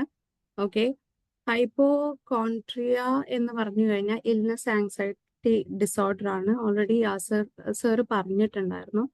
അപ്പൊ നമ്മൾ കവർ ചെയ്യുന്ന topics who is hypochondriac, what is hypochondria, അതുപോലെ സിംറ്റംസ്, കോസസ്, ട്രീറ്റ്മെന്റ്, പിന്നെ key differences from other conditions ആയിരിക്കും. ഈ 6 കാര്യങ്ങളായിരിക്കും നമ്മൾ കവർ ചെയ്ത് പോകുന്നത്. ഓക്കെ, അപ്പോൾ ഹു ഈസ് ഹൈപ്പോകോൺട്രിയാക്, ആരാണ് ഹൈപ്പോകോൺട്രിയാക് എന്ന് പറയുന്നതിന് മുൻപായിട്ട് എന്താണ് ഹൈപ്പോകോൺട്രിയ എന്നുള്ളത് ജസ്റ്റ് ഒന്ന് എക്സ്പ്ലെയിൻ ചെയ്യാം. നമുക്ക് ഒരു ഇൽനെസ്സിനെ കുറിച്ച്, അതായത് ഒരു ഇൽനെസ് ഉണ്ട് അല്ലെങ്കിൽ ഒരു അസുഖം ഉണ്ട് എന്നുള്ള ബേസ് ചെയ്തിട്ട് നമ്മൾ ഭയങ്കര എക്സസീവ് ആയിട്ട് വെറി ചെയ്യുമ്പോഴാണ് അതിനെയാണ് നമ്മൾ ആ വെറി ചെയ്യുന്നതിനെയാണ് ഹൈപ്പോകോൺട്രിയ എന്ന് വിളിക്കുന്നത്. ഓക്കെ, സോ ഇതിന്റെ ഒരു ക്യാരക്ടറൈസ് ചെയ്യുന്ന നമ്മൾ എങ്ങനെയാ വെച്ചാൽ എക്സസീവ് വെറി ഉണ്ടായിരിക്കും. അതുപോലെ ചെറിയ ചെറിയ ഇൽനെസ്സുകൾ അവർ മിസ്ഇന്റർപ്രറ്റ് ചെയ്തിട്ട് വലിയൊരു അസുഖമാണോ എന്ന് ഒരു തോന്നൽ അവർക്ക് ഉണ്ടാക്കാറുണ്ട്. ഫോർ എക്സാമ്പിൾ, ഇപ്പൊ ഒരു ചെസ്റ്റ് പെയിൻ, ഇപ്പൊ നേരത്തെ യാസർ സാർ പറഞ്ഞ പോലെ തന്നെ വയറുവേദന വരുമ്പോൾ അത് ക്യാൻസർ ആണോ എന്ന് റിലേറ്റ് ചെയ്ത് അങ്ങനെ തിങ്ക് ചെയ്ത് അതിന് വേണ്ടിയിട്ട് ട്രീറ്റ്മെന്റിനായിട്ട് പോകുന്ന ആളുകൾ. ഓക്കെ, അതുപോലെ ഇവർക്ക് ഈ ആങ്സൈറ്റി കൂടിയിട്ട് പലപ്പോഴും ഈ ആങ്സൈറ്റി അവർക്ക് മാനേജ് ചെയ്യാനായിട്ട് വളരെ ഡിഫിക്കൽട്ടായിട്ട് തോന്നാറുണ്ട്. ഓക്കെ, അപ്പോ ഹൈപ്പോകോൺട്രിയ എന്ന് പറഞ്ഞു കഴിഞ്ഞാൽ അഗെയിൻ ഞാൻ ഒന്നും കൂടെ പറയാം. ഹൈപ്പോകോൺട്രിയ എന്ന് പറഞ്ഞു കഴിഞ്ഞാൽ ഒരു ഇൽനെസ് ഉണ്ട് എന്നുള്ളതിന് ഒരു ഇൽനെസ് ആങ്സൈറ്റി ഡിസോർഡർ ആണ്. ഇൽനെസ് ഉണ്ട് എന്ന് വിചാരിച്ചിട്ട് അതായത് എനിക്ക് ഇന്ന അസുഖം ഉണ്ട് അല്ലെങ്കിൽ എനിക്കിപ്പോ വന്നിട്ടുള്ള ഈ ചെറിയൊരു മൈനർ ആയിട്ടുള്ള അസുഖം ഇന്ന അസുഖത്തിനോട് ലിങ്ക് ചെയ്ത്, അതായത് വലിയൊരു അസുഖമായിട്ട് ലിങ്ക് ചെയ്ത് കാണുന്നതിനെയാണ് ഹൈപ്പോകോൺട്രിയ എന്ന് നമ്മൾ വിളിക്കുന്നത്. ഹൈപ്പോകോൺട്രിയാക് എന്ന് പറഞ്ഞു കഴിഞ്ഞാൽ ഇത്തരത്തിലുള്ള ഇൽനെസ്, അതായത് ഇൽനെസ് ആങ്സൈറ്റി ഡിസോർഡർ കാണിക്കുന്ന ആളുകൾ, ആ ഇൻഡിവിജ്വൽസിനെയാണ് നമ്മൾ ഹൈപ്പോകോൺട്രിയാക്സ് എന്ന് വിളിക്കുന്നത്. ഇത് ക്ലിയർ ആണോ? യെസ്, ക്ലിയർ ആണ്. വളഞ്ഞു മൂക്കുടിച്ചോ? ഓൾറൈറ്റ്. ഓക്കെ, അപ്പൊ ഹൈപ്പോകോൺട്രിയയിലുള്ള സിംറ്റംസ് ആണ്. ഓക്കെ, അല്ലെങ്കിൽ ഹൈപ്പോകോൺട്രിയാക്സ് കാണിക്കുന്ന ചില സിംറ്റംസ് ആണ് നെക്സ്റ്റ് ആയിട്ടുള്ളത്. നേരത്തെ പറഞ്ഞ പോലെ എക്സസീവ് ആയിട്ടുള്ള വെറി ഉണ്ടായിരിക്കും അവരുടെ ഹെൽത്തിനെ കുറിച്ച്. ഓക്കെ, അതായത് ഇപ്പം ആ കൊറോണ സമയത്തൊക്കെ ഉണ്ടായിരുന്നു, കൊറോണ നമുക്കും പിടിപെടുവോ എന്നുള്ള ഒരു ആശങ്ക, ഒരു ആങ്സൈറ്റി. സോ അത്തരത്തിലുള്ള ഒരു എക്സസീവ് വെറി ഇത്തരക്കാരിൽ കാണാറായിട്ടുണ്ട്. Next one, frequent checking for signs of illness ആണ്. അതായത് നമുക്ക് തന്നെ ഇപ്പം ചെറിയ ഓരോ ദിവസവും എനിക്കൊക്കെ ഇന്ന് ഇപ്പൊ ഒരു ചെസ്റ്റ് പെയിന് വന്നു, കുറച്ച് കഴിഞ്ഞാലും അത് വരാനുള്ള സാധ്യത ഉണ്ടോ, ഇനി ഉണ്ടാവുന്നുണ്ടെങ്കിൽ തന്നെ അത് എന്താകാം എന്നുള്ള ഒരു ടെൻഷൻ. ഇങ്ങനെ നമ്മൾ ഓരോ മണിക്കൂർ ഇടവിട്ട് ഇപ്പൊ വരാൻ സാധ്യതയുണ്ട്, ഇങ്ങനെ ഫ്രീക്വന്റ് ആയിട്ട് നമ്മളെ തന്നെ ചെക്ക് ചെയ്തുകൊണ്ട് ഇരിക്കുന്ന ഒരു എന്താ പറയാ ഒരു ടെൻഡൻസി. ഓക്കെ, നെക്സ്റ്റ് വണ് നമുക്ക് സിംറ്റംസിൽ പെടുത്താൻ പറ്റുന്നത് അവർ മെഡിക്കൽ പ്രൊഫഷണൽസിൻ്റെ അടുത്ത് റീഅഷുറൻസ് എടുത്തുകൊണ്ടിരിക്കും. അതായത് ചെറിയ ഒരു അസുഖം വരുമ്പോക്കിന് തന്നെ അവർക്ക് അറിയാവുന്ന ഫ്രണ്ട്സോ അല്ലെങ്കിൽ റിലേറ്റീവ്സോ അല്ലെങ്കിൽ മെഡിക്കൽ പ്രൊഫഷണൽസോ ആയിട്ടുള്ള ആളുകളുമായിട്ട് ഇത് ഡിസ്കസ് ചെയ്ത് എൻ്റെ ഈ ഒരു ഇൽനെസ് ഇതുകൊണ്ടാണോ വരുന്നത്, അല്ലെങ്കിൽ ഇത് ഇന്ന ഒരു എന്താ പറയാ ഒരു ഡിസീസുമായിട്ട് റിലേറ്റ് ചെയ്തതാണോ എന്ന് അവര് ഫസ്റ്റ് അതിനെക്കുറിച്ച് അന്വേഷിക്കുകയും പിന്നെ ഓരോ മെഡിക്കൽ പ്രൊഫഷണൽസിനെ കണ്ട് അതിൽ റീഅഷുറൻസ് എടുത്തുകൊണ്ടേയിരിക്കും. ഓക്കെ, ഫോർത്ത് വൺ ആയിട്ട് വരുന്നത് ഡിസ്ട്രെസ് ആൻഡ് ആങ്സൈറ്റി ആണ്. ഓക്കെ, അതായത് അവർക്ക് നേരത്തെ പറഞ്ഞതുപോലെ തന്നെ ഈ ഒരു ആങ്സൈറ്റി കാരണം ഡെയിലി ആക്ടിവിറ്റീസ് പോലും ചെയ്യാനായിട്ട് അവർക്ക് ഭയങ്കര ബുദ്ധിമുട്ടായിട്ട് തോന്നാറുണ്ട്. ഓക്കെ, ക്ലിയർ ആണോ സിംറ്റംസ്? നെക്സ്റ്റ് വൺ കോസസ് ആണ്. അതായത് ഈ ഒരു ഹൈപ്പോകോൺട്രിയ എന്നുള്ള ഒരു ഇൽനെസ് ഡിസോർഡർ വരാനുള്ള ചില സാധ്യതകൾ അല്ലെങ്കിൽ അതിന്റെ ചില കാരണങ്ങൾ സൈക്കോളജിക്കൽ ഫാക്ടേഴ്സ് ആവാം, പേഴ്സണാലിറ്റി ട്രേറ്റ്സ് ആവാം, അല്ലെങ്കിൽ ട്രോമ ഓർ അബ്യൂസ് ആയിരിക്കാം. ഓക്കെ, സൈക്കോളജിക്കൽ ഫാക്ടേഴ്സ് ആയിട്ട് നമുക്ക് കാണാൻ പറ്റുന്നത് ഈ വ്യക്തിക്കോ അല്ലെങ്കിൽ അവരുടെ ഫാമിലിക്കോ അവരുടെ ഹിസ്റ്ററി, ആങ്സൈറ്റി ഡിസോർഡറിന്റെ ഒരു ഹിസ്റ്ററി ഉണ്ടെങ്കിൽ ഇത്തരത്തിലുള്ള ഹൈപ്പോകോൺട്രിയ അവരിൽ ഡെവലപ്പ് ചെയ്യാനുള്ള ചാൻസസ് വളരെ കൂടുതലാണ്. അതല്ലെങ്കിൽ പ്രീവിയസ് ആയിട്ടുള്ള അവർക്കൊരു സ്ട്രെസ്സോ അല്ലെങ്കിൽ ഒരു സീരിയസ് ഇൽനെസ്സോ വന്നിട്ടുണ്ടെങ്കിൽ അവർക്ക് ഇത് ഡെവലപ്പ് ചെയ്യാൻ, ഹൈപ്പോകോൺട്രിയ ഡെവലപ്പ് ചെയ്യാനുള്ള ചാൻസസ് കൂടുതലാണ്. നെക്സ്റ്റ് വൺ പേഴ്സണാലിറ്റി ട്രേറ്റ് ആണ്. ഇപ്പോ അതും നേരത്തെ യാസിർ സാറ് മെൻഷൻ ചെയ്തിട്ടുണ്ടായിരുന്നു. ചില ആളുകൾക്ക് എല്ലാം വളരെ സിമ്പിൾ ആയിട്ട് എടുക്കാൻ പറ്റുമായിരിക്കും. ചില ആളുകൾ അതായത് സിമ്പിൾ ആയിട്ട് എടുക്കാന്ന് പറഞ്ഞു കഴിഞ്ഞാൽ ഒരു ഇൽനെസ് കാണുമ്പോഴതിനെ ബോൾഡ് ആയിട്ട് അവർക്ക് എന്താ പറയാ അതിനെ നേരിടാൻ പറ്റുമായിരിക്കും. പക്ഷെ ചില ആളുകൾ അതിലൂടെ പോകുന്ന രോഗമാണെങ്കിൽ തന്നെ എനിക്കും അത് വരാനുള്ള ചാൻസ് ഉണ്ട്, അല്ലെങ്കിൽ ഇപ്പൊ നമ്മള് സൈക്കോളജി ക്ലാസ്സിലൊക്കെ ഇരിക്കുമ്പോ ഈ സംഭവം എനിക്കും ഉണ്ടോ അല്ലെങ്കിൽ അങ്ങനത്തെ കുറച്ച് കാര്യങ്ങളില്ലേ. അപ്പോൾ നമ്മളൊരു പേഴ്സണാലിറ്റി ട്രേറ്റ് അങ്ങനെയാണെങ്കിൽ, അതായത് എന്തും നമ്മളിലോട്ട് റിലേറ്റ് ചെയ്തെടുക്കുക അല്ലെങ്കിൽ എന്താ പറയാ വളരെ എന്ത് കുഞ്ഞു കാര്യമാണെങ്കിലും ഭയങ്കരമായിട്ട് നമ്മൾ അതിൽ ബോധേഡ് ആവുന്ന ഒരു ട്രേറ്റ് നമുക്കുണ്ടെങ്കിൽ അത്തരക്കാരിലും ഹൈപ്പോകോൺട്രിയ ഡെവലപ്പ് ചെയ്യാനുള്ള ചാൻസ് കൂടുതലാണ്. നെക്സ്റ്റ് വൺ പാസ്റ്റ് ട്രോമ ഒരു അബ്യൂസ് ആണ്. ഓക്കെ, അവരിൽ പാസ്റ്റ് ആയിട്ടുള്ള ഒരു ട്രോമയോ അബ്യൂസോ വന്നിട്ടുണ്ടെങ്കിൽ അവർക്കും ഹൈപ്പോകോൺട്രിയ, അതായത് ഇൽനെസ് വരുമോ അല്ലെങ്കിൽ ഇൽനെസ് ആണോ എന്നുള്ള ആ ഒരു ആങ്സൈറ്റി ഡിസോർഡർ ഡെവലപ്പ് ചെയ്യാനുള്ള ചാൻസ് വളരെ കൂടുതലാണ്. നെക്സ്റ്റ് വൺ ട്രീറ്റ്മെന്റ് ആണ്. ഓക്കെ, ഇത് ഒരു തോട്ടിൽ നിന്ന് പിന്നീട് അതൊരു ഫീലിംഗ് ആയി പിന്നെ ഒരു ബിഹേവിയർ ആയിട്ട് വരുന്നതുകൊണ്ട് തന്നെ നമുക്ക് CBT ആണ് കൊടുക്കാൻ പറ്റുന്ന ഒരു ട്രീറ്റ്മെന്റ്. കൂടെ ചില കേസസിൽ മെഡിക്കേഷനും നമുക്ക് കൊടുക്കാം. ഓക്കെ, CBTയിലൂടെ അവരുടെ നെഗറ്റീവ് തോട്ട്സ് അതുപോലെ ബിലീഫ്സും മാറ്റുക എന്നുള്ളതാണ്. മെഡിക്കേഷൻസ് ആണെങ്കിൽ ആന്റി ഡിപ്രസൻസ് ആണ് പ്രൊവൈഡ് ചെയ്യുക. Key differences from other conditions. Okay, somatic symptom disorder, അതായത് ഇപ്പോൾ ഓൾറെഡി അസസർ പറഞ്ഞതുപോലെ നമുക്ക് ഓൾറെഡി ഫിസിക്കലായിട്ട് ഒരു ഹെൽത്ത് കണ്ടീഷൻ ഉണ്ടെങ്കിലാണ് നമ്മൾ സൊമാറ്റിക് സിംറ്റം ഡിസോർഡർ അല്ലെങ്കിൽ SSD എന്ന് നമ്മൾ പറയുന്നത്. അതുപോലെ ഒബ്സസീവ് കമ്പൾസീവ് OCD ആണെങ്കിൽ നമ്മൾക്ക് ഒരു അസുഖം വരാൻ ചാൻസ് ഉണ്ട് എന്ന് വിചാരിച്ച് നമ്മൾ ചെയ്യുന്ന ചില ബിഹേവിയേഴ്സ് ആണ് OCD.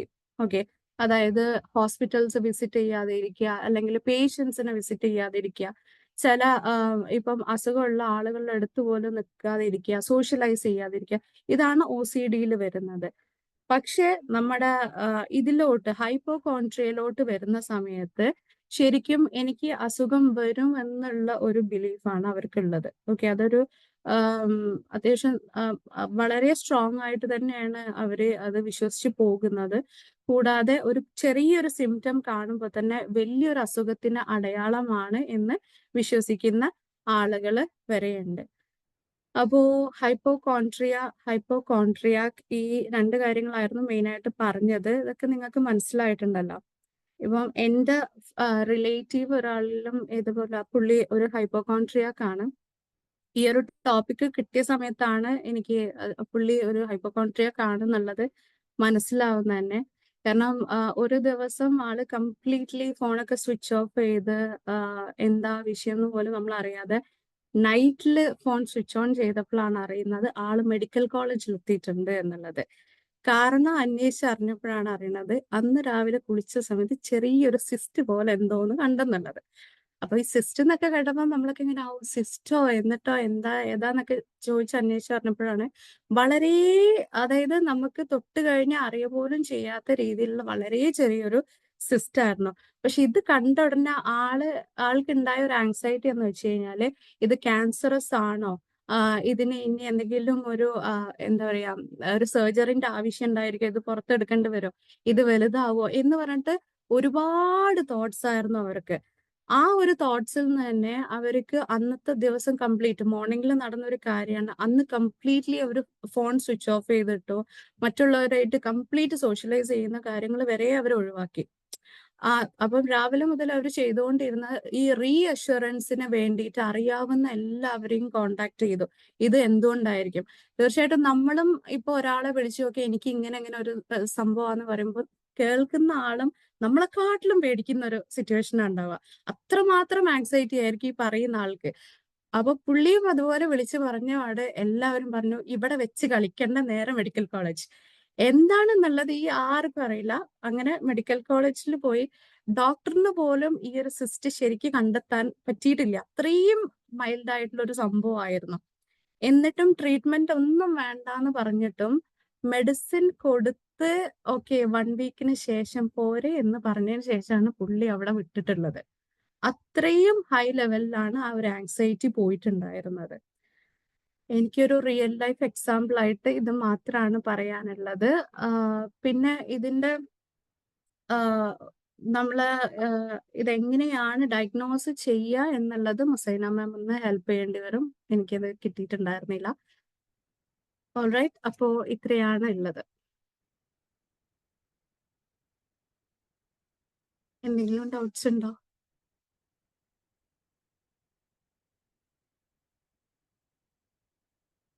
റാഫി സാറൊക്കെ ചിരി നിർത്തിയിട്ടില്ല. സൈക്കോളജി കോഴ്സ് ചെയ്യുമ്പോൾ കുടുംബക്കാരനെ വട്ടാക്കിയപ്പോ സമാധാനമായി എന്നുള്ളതിനാണ് ചിരിക്കുന്നത്.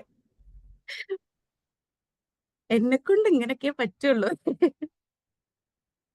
യാസർ സാറ് കാര്യമായിട്ട് എന്താ പറയാൻ വരുന്നുണ്ട്? അതിന് ഭാവി എന്താണ് ഈ ഫീൽഡില് ഭാവി ഉണ്ടെന്ന് അറിയാം. ഞാൻ എക്സ്പ്രസ് ചെയ്തൊരു കാര്യം പ്രത്യേകം പറഞ്ഞുതരാം. ക്ലാസ്സിൽ നിന്ന് മാറിയിട്ട് റിയൽ ഫാക്ട് എക്സ്പ്ലെയിൻ ചെയ്ത സമയത്ത് ആ ക്ലാസ്സിന്റെ മൊത്തത്തിൽ ശൈലി തന്നെ മാറി. കുറച്ചും കൂടി ഡീപ്പായിട്ട് വളരെ പോസിറ്റീവായിട്ട് പോയി.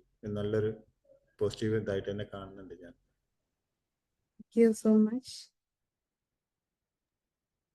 അല്ല, ഇതിലെ ഈ പേഷ്യന്റ് റീഅഷ്യൂർ ചെയ്യാന്നല്ലാതെ മെഡിസിൻ എടുക്കൂലായിരിക്കും അല്ലേ? ഇവര് എല്ലാ ഡോക്ടേഴ്സിന്റെ അടുത്ത് പോയാലും മെഡിസിൻ എടുക്കും. അല്ല, ഇവര് ചെയ്ത കാര്യം വെച്ചാല് സീരിയസ് ആയി ശരിക്കും നടന്ന സംഭവം തന്നെയാ. ഇവര് ഓൾറെഡി പൊളിറ്റിക്കൽ പാർട്ടിയിലൊക്കെ ഉള്ള ഒരാളാണ്. അതുകൊണ്ട് തന്നെ ഒരുപാട് ആളുകൾ ഇവര് മോർണിംഗ് ഓൺവേർഡ്സ് കോണ്ടാക്ട് ചെയ്യാണ്. ബാക്കി എല്ലാ ജോലികളും മാറ്റി വെച്ചിട്ട് ഇവര് ചെയ്തൊരു കാര്യം എല്ലാവരും വിളിച്ച് കാര്യങ്ങൾ അന്വേഷിക്കുകയായിരുന്നു. അപ്പൊ ഇവരുടെ ഒരു പേടി കാരണമാണ് അത് മെഡിക്കൽ കോളേജിലെത്തി. മെഡിക്കൽ കോളേജിൽ നിന്നും ഈ അറിയുന്ന ഡോക്ടറാണ്. പുള്ളിയും പറഞ്ഞു ഇതിന് വേറെ ട്രീറ്റ്മെന്റ് ഒന്നും വേണ്ട, അത് പോകും എന്ന് പറഞ്ഞിട്ടും അവര് മെഡിസിൻ മേടിച്ചിട്ടാണ് തിരിച്ചു വരുന്നത്.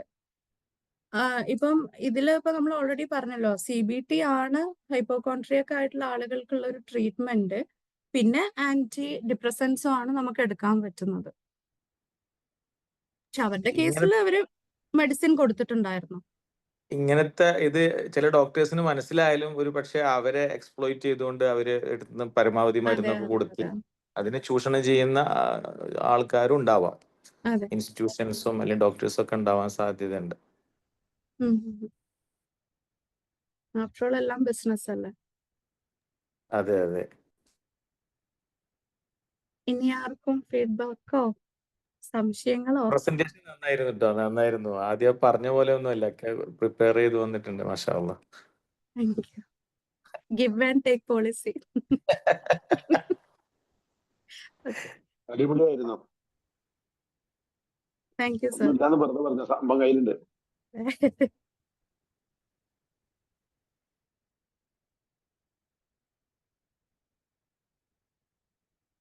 ഇതെന്താ ഞാൻ മാത്രം ക്യാമറ നല്ല ആയിട്ട്? പ്രസന്റേഷൻ ആയിരുന്നു കേട്ടോ. ഹായ്, നല്ല പ്രസന്റേഷൻ ആയിരുന്നു. സന്തോഷം. Thank you. ഏതായാലും നല്ലൊരു ഭാവിയുണ്ട്. ഇപ്പൊ നമ്മുടെ മാമിനെ പോലെ തന്നെ നല്ല രീതിയിൽ കയറി വരും. നല്ല ഉറപ്പാ. കാമായിട്ടാണ് പ്രസന്റ് ചെയ്തത്. ഒരേ ആയിരുന്നോ? വോയിസ് മോഡുലേഷൻ അല്ലേ? നന്നായിട്ടുണ്ടായിരുന്നു. വോയിസ് മോഡുലേഷൻ ഒരുപോലെ പോകും. നിങ്ങൾക്ക് അതെ. ക്യാം ഓൺ ചെയ്തു. ഞങ്ങൾക്ക് മാറ്റർ മനസ്സിലാവണേ, എന്നെ സംബന്ധിച്ച് എനിക്ക് ഈ കോൺസെപ്റ്റുകൾ മനസ്സിലാവണമെങ്കിൽ എനിക്ക് ഇനിയും റീഡ് ചെയ്യണം. എന്നാൽ മാത്രമേ ഞാൻ ഈ ഫീൽഡിൽ ആദ്യമായിട്ട് ഏതൊരാൾ എത്ര മനോഹരമായി പഠിപ്പിച്ചാലും എനിക്കത് വീണ്ടും വായിച്ച് അത് മാത്രമേ മെമ്മറിയിൽ നിൽക്കുകയുള്ളൂ. ഇപ്പൊ പ്രസന്റേഷന് ആ സ്റ്റൈലൊക്കെ പറയുകയാണെങ്കിൽ ഓക്കെ ആയിരുന്നു, നല്ല പ്രസന്റേഷൻ ആയിരുന്നു. കണ്ടന്റ് ഞാൻ തന്നെ പഠിക്കണല്ലോ, അപ്പൊ അതിന്റെ ഒരു ബുദ്ധിമുട്ട് എനിക്കുണ്ട്. ഇതൊക്കെ ആദ്യമായിട്ട് ഇത്രയും ഒരു ദിവസം കേൾക്കുമ്പേ അതിന്റെ ഒരു ബുദ്ധിമുട്ടേ ഉള്ളൂ. അല്ലാതെ നിങ്ങൾ അവതരിപ്പിക്കുന്ന ഒക്കെ അടിപൊളിയായിട്ടുണ്ട്. Super. Thank you. Thank U. Shafi sir. Hi everybody, hi. എന്തൊക്കെയാണ് എന്റെ കുട്ടികളുടെ വിശേഷങ്ങള്? സൂപ്പർ അല്ലേ? ഇന്റേൺഷിപ്പിലൊക്കെ ഇങ്ങനെ മുങ്ങി കുളിച്ച് കിടക്കുകയാണ് നിങ്ങൾ അല്ലേ? അടിപൊളി. നല്ല പ്രസന്റേഷനുകളൊക്കെ എല്ലാം മനോഹരമായിട്ട് സൂപ്പറായി പോയിക്കൊണ്ടിരിക്കുന്നു. വളരെ നല്ലത്. നാളെ എല്ലാവരും ക്ലാസ്സിനുണ്ടാവുമെന്ന് വിചാരിക്കുന്നു. എത്താൻ പറ്റുന്ന എല്ലാവരും എത്തണം. നമ്മുടെ ഓഫ്ലൈൻ ആയിട്ട് ഒരു ബിഹേവിയർ മാനേജ്മെന്റ് എന്ന് പറയുന്ന ഒരു ഏരിയ ആണ് പറഞ്ഞുകൊണ്ടിരിക്കുന്നത്. അപ്പൊ നിങ്ങളെ എക്സ്പെക്ട് ചെയ്തിട്ടാണ് ഞാൻ ആ ക്ലാസ് നാളത്തേക്ക് ഷെഡ്യൂൾ ചെയ്തത്. ബാക്കി ജനറൽ പോസ്റ്റേഴ്സും കാര്യങ്ങളും ഇട്ടിരുന്ന എക്സ്ട്രാ പുറമെ ആരെങ്കിലും ഒക്കെ ഉണ്ടെങ്കിൽ വന്നോട്ടെ എന്ന് വിചാരിച്ചു. നിങ്ങൾ കണ്ടിട്ടുണ്ടായിരിക്കും. അപ്പോൾ ഈ ഹൈപ്പോകോൺട്രിയാസിസ് എന്ന് പറഞ്ഞു കഴിഞ്ഞാല് ഇത് ഭയങ്കര ഒരു അനുഭവിക്കുന്ന ആളെ സംബന്ധിച്ചിടത്തോളം ഭയങ്കര പ്രയാസമുള്ള ഒരു സംഭവമാണ്. എനിക്കറിയാം, ഞാൻ 2016 ഒരു കേസ്, നല്ല ബിസിനസ്സുകാരനാ. അയാൾ ഏറ്റവും വലിയ പ്രയാസം, അയാൾ ഓരോ ഡോക്ടേഴ്സിനെ മാറി മാറി കാണിച്ചുകൊണ്ടിരിക്കും. എനിക്ക് എന്തോ ഒരു അസുഖമുണ്ട്. അപ്പൊ അയാള് നാട്ടിൽ നിന്ന് വിട്ട് വേറെ നാട്ടിലേക്ക് പോയി, തായ്ലാന്റ് അവിടെ ബിസിനസ് ട്രിപ്പുകളിലാകുമ്പോൾ മൂപ്പർക്ക് ഇതൊന്നും ഓർമ്മ ഉണ്ടാവില്ല. തിരിച്ച് നാട്ടിലേക്ക് തിരിച്ചെത്തിയിട്ട് ഇങ്ങനെ പിന്നെ എന്തെങ്കിലും ചെറിയൊരു കുഞ്ഞ് ഇഷ്യൂസ് വരുമ്പോഴേക്കും മൂപ്പർക്ക് ഇങ്ങനെ ഫീൽ വരും, എനിക്ക് എന്തോ ഒരു അസുഖം. എന്നിട്ട് മൂപ്പർക്ക് ശരിക്കും എനിക്ക് പെയിന് വരും എന്നൊക്കെ ഞാൻ ആലോചിക്കും. എന്നിട്ട് മൂപ്പര് ഹോസ്പിറ്റലിൽ പോയി എല്ലാ ടെസ്റ്റും എടുക്കും. അങ്ങനെ ടെസ്റ്റ് എടുത്ത് ടെസ്റ്റിന്റെ റിസൾട്ട് നോക്കിയിട്ട് ഓക്കെ, നോർമൽ, സമാധാനം. Do you get me? എന്നിട്ട് പിന്നെ കുറച്ച് Yes, sir. കാലങ്ങൾ കഴിയുമ്പോൾ മൂപ്പർക്ക് ഒരു 10, 15, 20 ദിവസം കഴിയുമ്പോൾ മൂപ്പര് വേറെ എന്തെങ്കിലും രോഗാവസ്ഥകൾ എവിടെയെങ്കിലും കാണുമ്പോഴേക്കും മൂപ്പര് പിന്നെ അതിനെക്കുറിച്ച് ഇങ്ങനെ ആലോചിക്കും. എന്നിട്ട് മൂപ്പര് ഹിപ്നോട്ടിസം അത് ഇത് ഇനി പോവാത്ത സ്ഥലങ്ങളൊന്നുമില്ല, അത്രയും ഏരിയയിൽ കറങ്ങിയിട്ടാണ് ലാസ്റ്റ് നമ്മളടുത്ത് എത്തുന്നത്. നമ്മൾ ആ ഡയഗ്നോസിസ് ഞാൻ അവനോട് പറഞ്ഞു, മോനെ നീ ഒരു കാര്യം ചെയ്യണം, സൈക്കാട്രിക് മെഡിസിൻ എടുക്കണം. സൈക്കാട്രിക് മെഡിസിൻ എടുത്തു കഴിഞ്ഞിട്ട് വിൽ ബി ഓക്കെ ഫൈൻ. ഉറപ്പാണ് സാർ ചോദിച്ചു. ഉറപ്പാണ്, നീ എടുക്കുന്ന പറഞ്ഞു.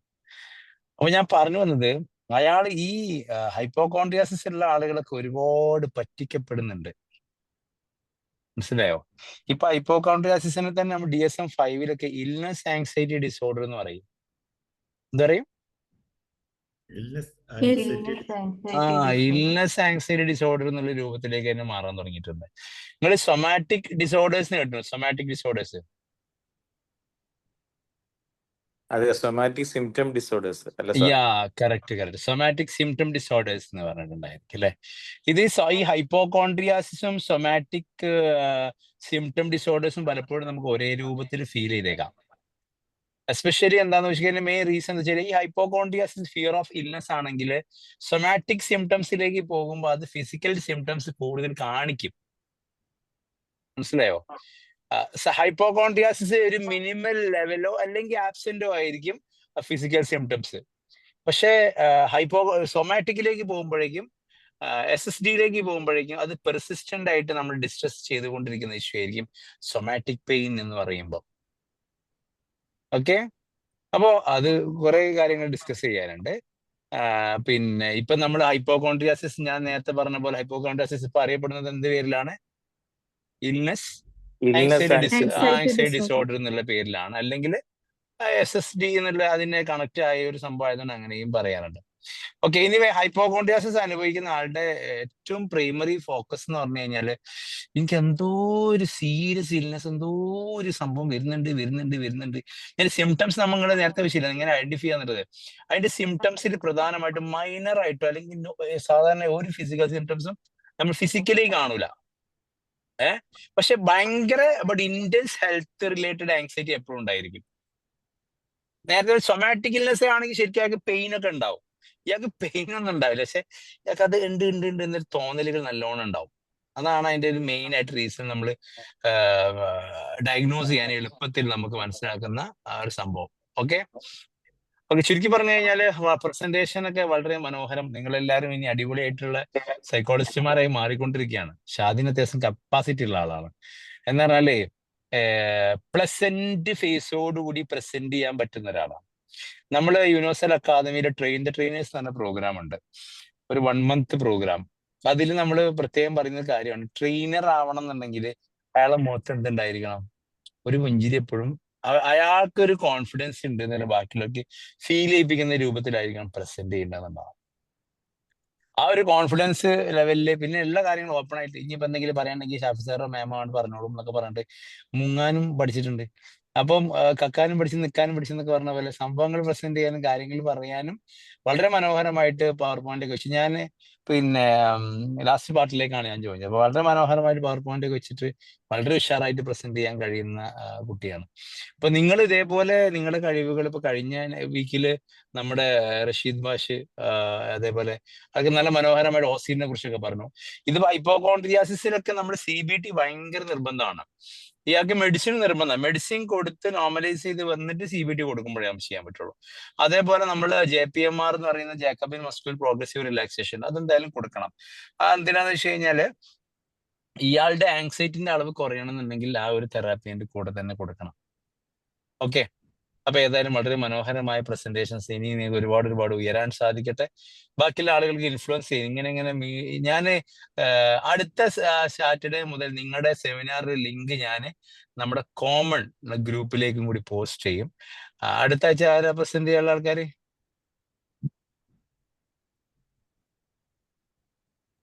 ഒന്ന് Merin. Okay, very good. Then നമുക്കത് നമ്മുടെ കോമൺ ഗ്രൂപ്പ്, നിങ്ങൾ സീനിയേഴ്സ് ഒക്കെ പഠിച്ചിറങ്ങിയ ഗ്രൂപ്പ് ഉണ്ടല്ലോ, നിങ്ങളെ ഗ്രൂപ്പിൽ ഉണ്ടാവില്ല, നമ്മുടെ ആ ഗ്രൂപ്പിലേക്ക് ഞാൻ പോസ്റ്റ് ചെയ്യുന്നുണ്ട്. അപ്പൊ അത് അവരും കേൾക്കട്ടെ, നമ്മൾ ഇൻഫോർമേറ്റീവ് ആയിട്ട് കാര്യങ്ങൾ അവരും പഠിക്കട്ടെ. എന്താ അല്ലേ? നിങ്ങൾ കാര്യം ചെയ്യും, നിങ്ങൾ സെമിനാർ പേപ്പർ പ്രസന്റേഷൻ എന്ന് പറഞ്ഞ പോസ്റ്റർ ഒക്കെ ക്രിയേറ്റ് ചെയ്യും, നിങ്ങളുടെ ഫോട്ടോ ഒക്കെ വെച്ചിട്ട് അടിച്ച് പൊളിയായിട്ട്. നിങ്ങൾ 10 പേരെ അറിയട്ടെ നിങ്ങൾ MS സൈക്കോളജി ചെയ്തുകൊണ്ടിരിക്കുന്നത്. ഇതൊക്കെ ഷാഫി സാറെ നിങ്ങൾക്ക് ഭയങ്കര മിസ്സിംഗ് ആണ്. യാസർ സാറെ ക്ലാസ് കിട്ടാത്ത SST ഒക്കെ മൂപ്പര് നന്നായിട്ട് പ്രസന്റ് ചെയ്തു. ആണോ? സൂപ്പർ ആയിരുന്നു സാറേ, അടിപൊളി, സൂപ്പർ സംഭവമായിരുന്നു യാസർ സാറെ ക്ലാസ്. അതാണ് ഞാൻ ആ സൊമാറ്റിക് എന്ന് പറയുമ്പോ ചാടി കയറി സൊമാറ്റിക്. അതായത് 10 മിനിറ്റ് ലേറ്റ് ആയിട്ട് ഞാൻ ജോയിൻ ചെയ്തിട്ടും എനിക്ക് കറക്റ്റ് ആയിട്ട് കാര്യം മനസ്സിലായി, കണ്ടന്റ് മനസ്സിലായി. LKG ചേർത്തിട്ടില്ല ഞാൻ, ഇന്നെ ഏതായാലും സൈക്കോളജിയിൽ LKG പോലും ചേർത്തിട്ടില്ല. ഞാനേ നിങ്ങളെ നമുക്ക് LKG UKG ഒക്കെ ചേർത്ത് അടുത്ത ബാച്ചിൽ നമ്മൾ PG ഡിപ്ലോമയിൽ ചേർത്തിട്ട് നിങ്ങളെ LKG UKG 1ാം ക്ലാസ് ഒക്കെ പഠിപ്പിക്കും നമ്മള്. സെറ്റാക്കി തരാം. അപ്പൊ Yasir bhai, I missed your class. എന്തായാലും ഒരു കാര്യം ഉറപ്പാണ്, നിങ്ങൾ ഞാൻ പറഞ്ഞ ക്ലാസ് റെക്കോർഡ് കണ്ടാൽ മതി. ഞാൻ വന്നപ്പോഴേക്ക് ഞാൻ ഡ്രൈവിങ്ങിലായിരുന്നു. അപ്പൊ ഏതായാലും വളരെയധികം സന്തോഷം. അതിമനോഹരമായിട്ട് നിങ്ങളുടെയൊക്കെ പ്രസന്റ് ചെയ്യുന്നത് കാണുമ്പോഴാണ് നമുക്ക് വലിയ സന്തോഷം. അപ്പൊ എന്താ അറിയോ, ഒരുപാട് ഏരിയയിലേക്ക് നമുക്ക് പറക്കാൻ പറ്റും. അത് ഈ സമയത്ത് ബ്രാൻഡ് ചെയ്ത് പോകണം. ബ്രാൻഡിങ്ങിന്റെ ഭാഗമായിട്ട് നമ്മൾ ഈ പോസ്റ്റേഴ്സ് ഒക്കെ ക്രിയേറ്റ് ചെയ്യും. നിങ്ങൾ ഓരോ സെമിനാർ പേപ്പറും കാര്യങ്ങളും ഉണ്ടാകുമ്പോഴൊക്കെ നിങ്ങൾ പോസ്റ്റർ ക്രിയേറ്റ് ചെയ്തോ, 4 ആളുകളിലേക്ക് വിട്ടോ, FB ഇൻസ്റ്റാഗ്രാമിലൊക്കെ പോസ്റ്റ് ചെയ്യും. 10 ആളുകൾ അറിയട്ടെ യു ആർ ലേണിംഗ് സൈക്കോളജി എന്നില്ല. then only they can seek help from you, അല്ലെ? അപ്പോഴേ അവർക്ക് നിങ്ങളിൽ നിന്ന് ഹെൽപ്പ് വാങ്ങാൻ പറ്റുള്ളൂ. കാരണം എവരിബഡി നീഡ്, അവരിങ്ങനെ ആഗ്രഹിക്കുന്നുണ്ടാവും പല എങ്ങനെയായാലും ഹെൽപ്പ് ഉണ്ടാവുക എന്നുള്ളത്. ഇപ്പൊ ഞാൻ തന്നെ ഇപ്പൊ ഒരു കേസ് വിളിച്ചിട്ട് 9 മണിക്ക് ശേഷം കൺസൾട്ടേഷൻ തരണം സർ, നീറ്റ് എക്സാം ഉണ്ട്, എഴുതാൻ പറ്റുന്നില്ല എന്നൊക്കെ പറഞ്ഞ് വിളിക്കുക. അപ്പൊ നമ്മളുടെ അവൈലബിലിറ്റി വലിയൊരു പ്രശ്നമാണ്. അപ്പം എല്ലാവരും അവൈലബിൾ ആ സൈക്കോളജി പഠിക്കുന്ന നിങ്ങളെല്ലാവരും ഉണ്ടാകുമ്പോൾ അത് ഡീസെൻസിറ്റൈസ് ചെയ്യാൻ നിങ്ങൾക്ക് സാധിക്കുമെങ്കിൽ അതായിരിക്കും അടിപൊളി കാര്യങ്ങൾ. ഏതായാലും യാസിർ ഭായിക്കും പ്രത്യേക യാസിർ ഭായി ഇൻഫ്ലുവൻസ് ഉണ്ടായതുകൊണ്ടാണ് ഞാൻ പറഞ്ഞ് കമന്റ് തീർന്നപ്പോഴേക്കും അവിടെ പിന്നെ റാഫി സാഹിബ് ഇടപെട്ടത്. വളരെയധികം സന്തോഷം. ഈ എനർജി ഇതേപോലെ തന്നെ കേട്ട നാളെ നമുക്ക് ഗോതയിൽ വെച്ച് കാണാം. റെഡി യാസിർ ഭായി? ഓക്കെ സാർ, എനിക്ക് വരാൻ പറ്റില്ല എന്നുള്ള സങ്കടം മാത്രമേ ഉള്ളൂ. അത് നമുക്ക് സെറ്റ് ആക്കാന്നേ, നമുക്ക് ഖത്തറിലൊന്നും സെറ്റ് ആക്കണം. അല്ല ഒമാനില് അല്ലേ? മെറിന്റെ ക്ലാസ് ഒക്കെ അടുത്ത ആഴ്ച ഉണ്ടാവുമല്ലോ, നമുക്ക് നോക്കാം. അടിപൊളിയാക്കണം കേട്ടോ. മൊത്തം ആൾക്കാർക്ക് ലിങ്ക് ഒക്കെ ഷെയർ ചെയ്ത് എല്ലാവരോടും കയറാൻ പറഞ്ഞു. ഇതൊക്കെ പഠിക്കട്ടെ. നിങ്ങളുടെ കൂടെ ഉള്ള സൈക്കോളജി പഠിക്കുന്ന കുട്ടികളൊക്കെ നിങ്ങളുടെ പ്രസന്റേഷൻ ഒക്കെ ഒന്ന് കാണട്ടെ. ഓക്കെ, ഇത്രയും മോട്ടിവേഷൻ വേണോ സാറേ? ഒട്ടിക്കട നമ്മളിൽ എന്തിനും നമ്മൾ കൂടെ ഉണ്ട്. എന്തെങ്കിലും ചോദിച്ചു പോണം. ചോദിക്കുകയാണെങ്കിൽ അത് ബാക്കി സാർ പറയുന്ന പറഞ്ഞാൽ മതി. പോരെ? ബാക്കി ആൾക്കാർ സെലക്ട് ചെയ്തില്ലല്ലോ. ബാക്കി മെറിലും വേറെ ആരാ നീ പ്രസന്റ് ചെയ്യാൻ ബാക്കിയുള്ളതാരാ? പറഞ്ഞില്ലല്ലോ. മാം ആണ് സെലക്ട് ചെയ്യല്. അത് മാമിനെ വിട്ടു കൊടുത്ത് നാളെ സെറ്റാക്കാം. ഓക്കെ ഓക്കെ ശരി ബൈ. നാളത്തെ ക്ലാസ്സിന്റെ റെക്കോർഡ് കിട്ടും, എനിക്ക് വരാൻ പറ്റില്ല. നാളത്തെ ക്ലാസ് നമുക്ക് മറ്റൊരു ദിവസം ക്ലാസ്സിന്റെ റെക്കോർഡ്സ് കാര്യങ്ങളൊക്കെ നോക്കാം. വേറൊരു ദിവസം ഈ ക്ലാസ് കിട്ടുമോ നാളത്തെ? അതിന്റെ ഇൻഫർമേഷൻ ഞാൻ പറഞ്ഞു തരുന്നുണ്ട് കേട്ടോ.